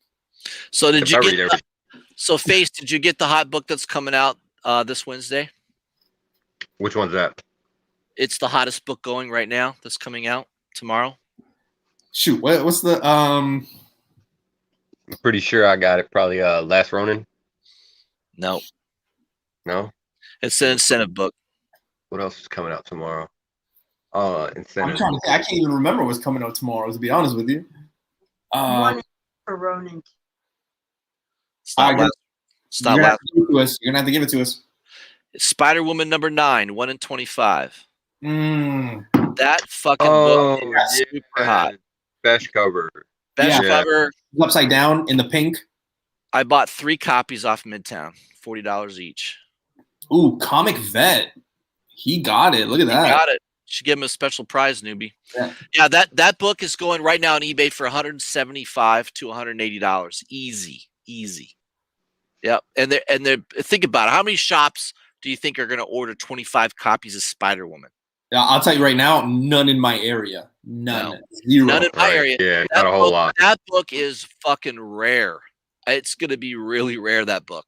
Yeah. I think if I saw correctly a few days ago, I think on last Friday, pre-sales were going and they were selling for $209, I believe it was, $210, somewhere around there. That book made the hot 10 list because of me. I messaged Ben. I know Ben really well. I messaged him. I said, check out this book. It's gone. It sold out in 2 seconds on Midtown, and everywhere online it was gone. Couldn't find it anywhere. I knew that book was going to be hot. Face, do you have one? Do you have one coming or no? I think we do have it ordered. Oh my God. Just one of them though. Oh my God. Why that book is so hot? Well, I mean, how many people do you know are collecting Spider-Woman? It's an interesting cover, I'll tell you that. It's an homage to New Avengers. Avengers. I have the book. It's right here, and I could probably pull it out. There's a New Avengers cover by Cho. It's exact replica of it, basically. Yeah. I'll be honest with you. When I first saw that book, I thought it was her ass that was like so big, and then I was like, oh wait, that's like her like thigh or whatever. She's got back. Yeah, I was like, oh, I thought it was her ass. Yeah, it was so like. So I mean, the artist is she's an anime type artist. If you look her up on Instagram, as far as I know, I think that's her first cover. I have not. Yeah, this is her first. Right, so it's a first cover of a new artist that makes it hot. It's a 1 in 25 on a book that doesn't sell very well, so it's probably going to be very scarce. That could be a $400 or $500 book easy, and it will. Thursday morning. Usually, this is what I always tell people. I go, if you buy a book and you're looking to sell it, and if Hyper's here, he'll probably crack up dying. Usually if you buy something for the flip purpose and it does not sell on Wednesday, usually the market dictates what it's going for probably by Thursday afternoon. So like if you haven't sold it by Thursday afternoon, Friday morning, it's probably not going to move. And that's just where it is. But this one, I mean, pre-sales are already going for 200. I could totally see it Thursday morning going for, 300, just because of the scarce and just how many people are really picking up. Like, I would never pick up 25 copies of Spider-Woman just to get this book. I wouldn't. From the week before, I have the hot book that I knew this was going to be hot too.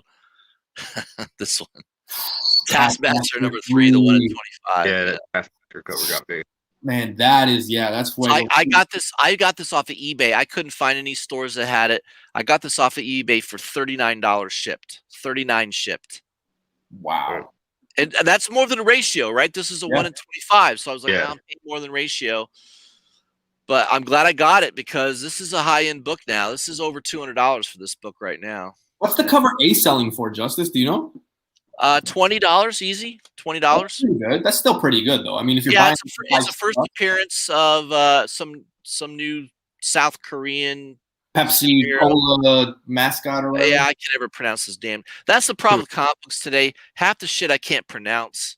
Oh, dude, required, man. I can't. And half the artists and writers, I can't pronounce their goddamn names. Justice, you're talking to a guy that called Darth Vader Death Vader. So I mean, they need the librarian. So they need to do what Hollywood does, right?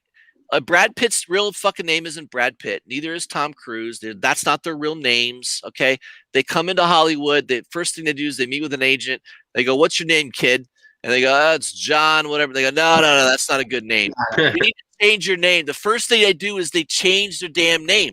None of those Hollywood actors, those are not their real names.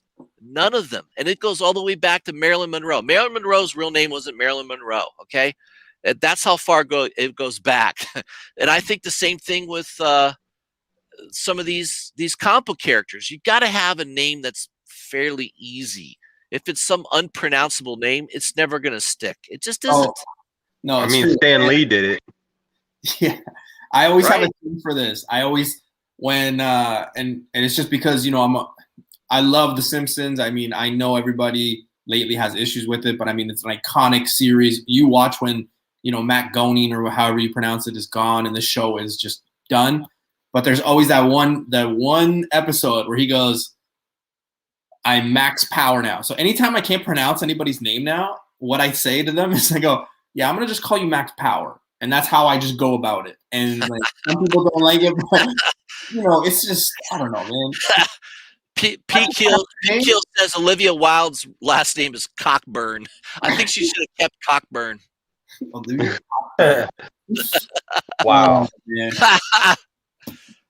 All right, let's finish this up. This is the last one on the list, and then we can just shoot the shit and we can talk about some books that we may have missed. But this is, again, Valeria. So we got Fantastic Four 54. These are selling between $10 and $40 again because people are thinking Fantastic Four annual number 6. They're seeing the parallels, okay?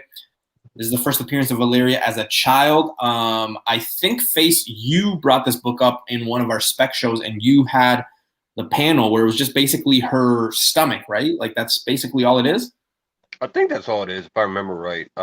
Yeah, like I said, she's this is the other part of the complicated history of Valeria Richards. This is her showing up as, she's no longer Valeria Von Doom, but it seems like it's still the same character, just sort of reborn in the womb somehow. Like, I don't know, shit's fucking weird. But yeah, there's an early appearance of her as sperm and Reed Richards' scrotum. Right? The problem is someone. Yes. I have the earlier appearance when she's in the spermicide inside the scrotum of Reed Richards. Yeah, it's ridiculous what they did to this character. Like, makes no fucking sense at all. But, you go based on what Fantastic Four Annual 6 is. And if it goes the same way and the same route as this is the book to have if Valeria something happens, right? So I don't know. It's $10 book, and that's eBay prices. So that means that you could probably find it in a back bin for probably $2 to $5. A lot of people don't even know what this book is, shop owners included. So that's an advantage for us buyers. Yeah. It's kind of ghostly. Yep, absolutely, man. Yeah, absolutely.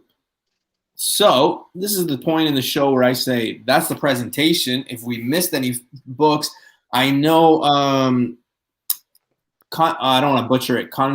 Constantino, is that how you pronounce it? I don't want to butcher anything. I don't think he's gonna tell you. No, Constantino. he meant okay, so I got it right. So he mentioned 204 and 205. Now that's the first appearance and cameos of the Nova Corps team.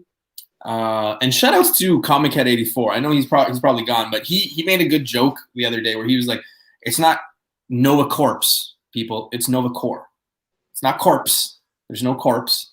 And I thought that was hilarious as hell. Yeah, it's Nova Corps. It made it sound like shrimp and shrimps. Yeah, right. He's like, we got to stop calling. My mother-in-law's Polish. She's always says shrimps. Let's go get some shrimps. She says that all the time. It drives me nuts. But yeah, that we've talked about that book before, both of them, 204 and 205. If you go and look at recent sales, that 205, it's a purple cover. It's the first full appearance of the Nova Corps. It's heated up because of all the Nova talk. But I the only issue with that one is we've already seen the Nova Corps. Like they've already shown up. We've already seen a lot of characters from there. That just doesn't excite me, Nova Corps. It just doesn't. I think it's unappealing. I don't think it's that great. I hate to. I'm downing it. I just don't think it's that good. Yeah, I don't. Now, there's a lot of other great characters in the Marvel universe. Yeah, that you could bring forth. Nova would be like last on one of the last on my list. Yeah.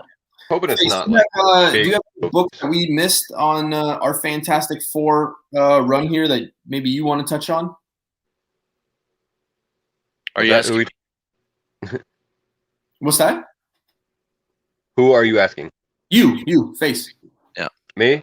Yeah. Yeah, actually I got a couple to I guess we can mention.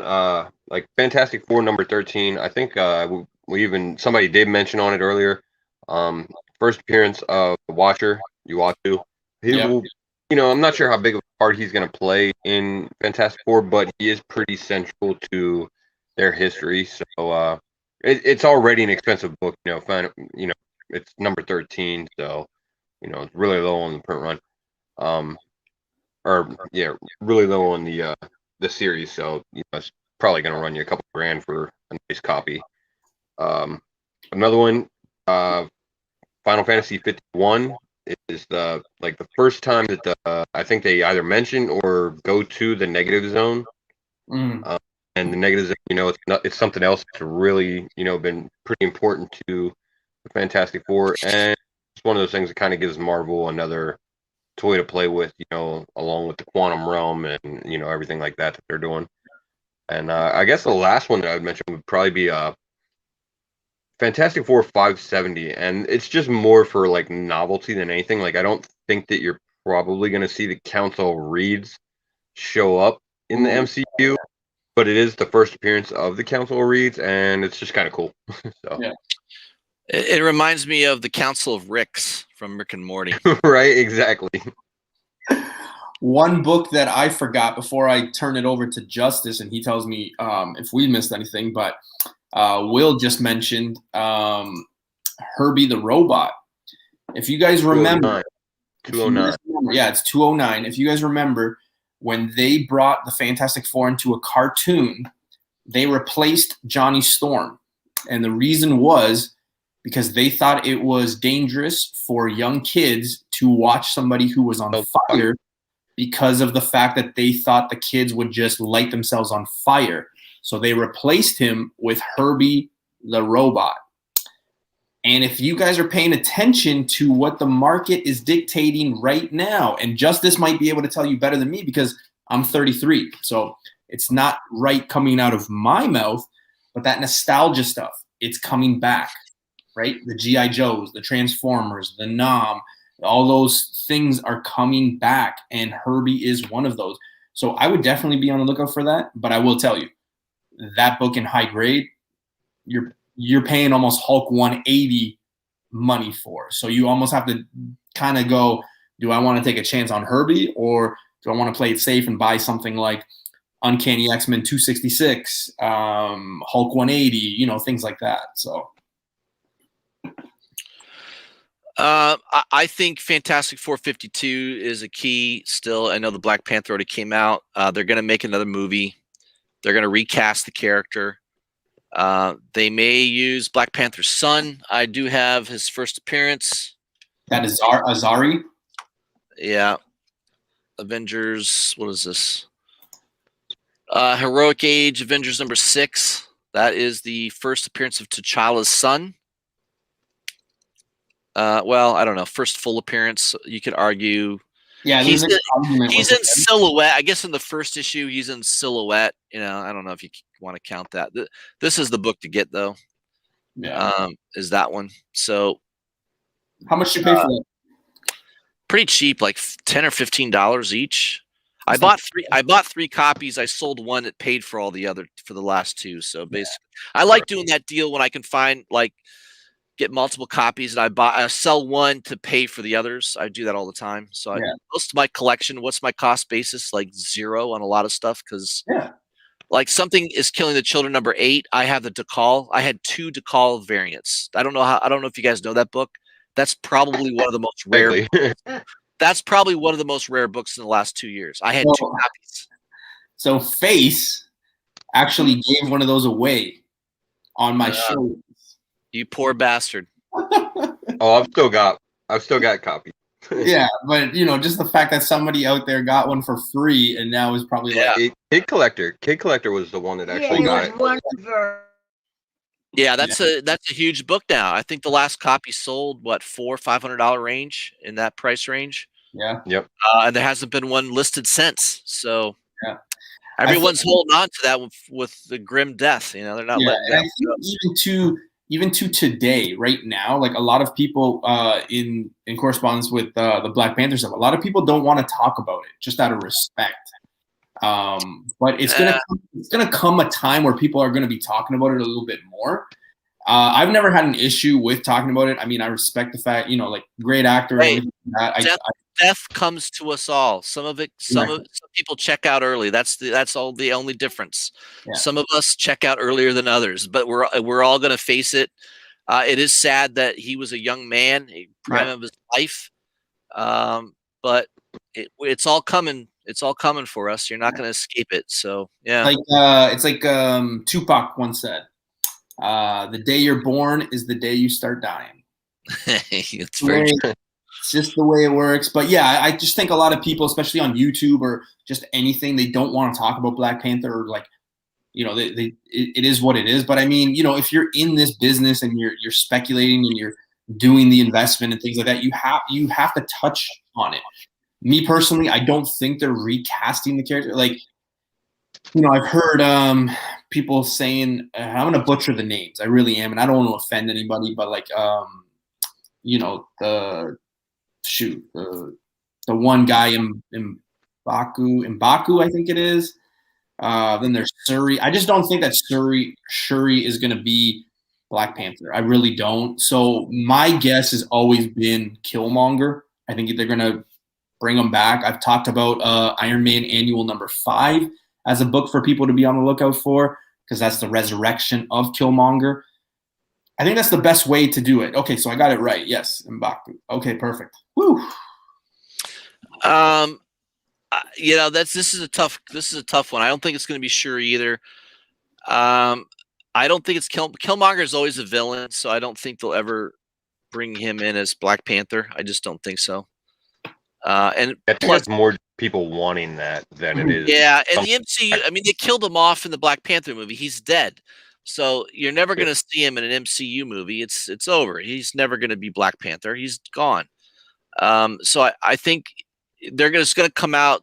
I think what will happen is it'll come out that he impregnated maybe that girl in the movie that he was kind of hot with. I mean, maybe he impregnated her or whatever, and then his son will be born after he's dead, and he'll be named Zari. They're going to link it up with the comic books, I think.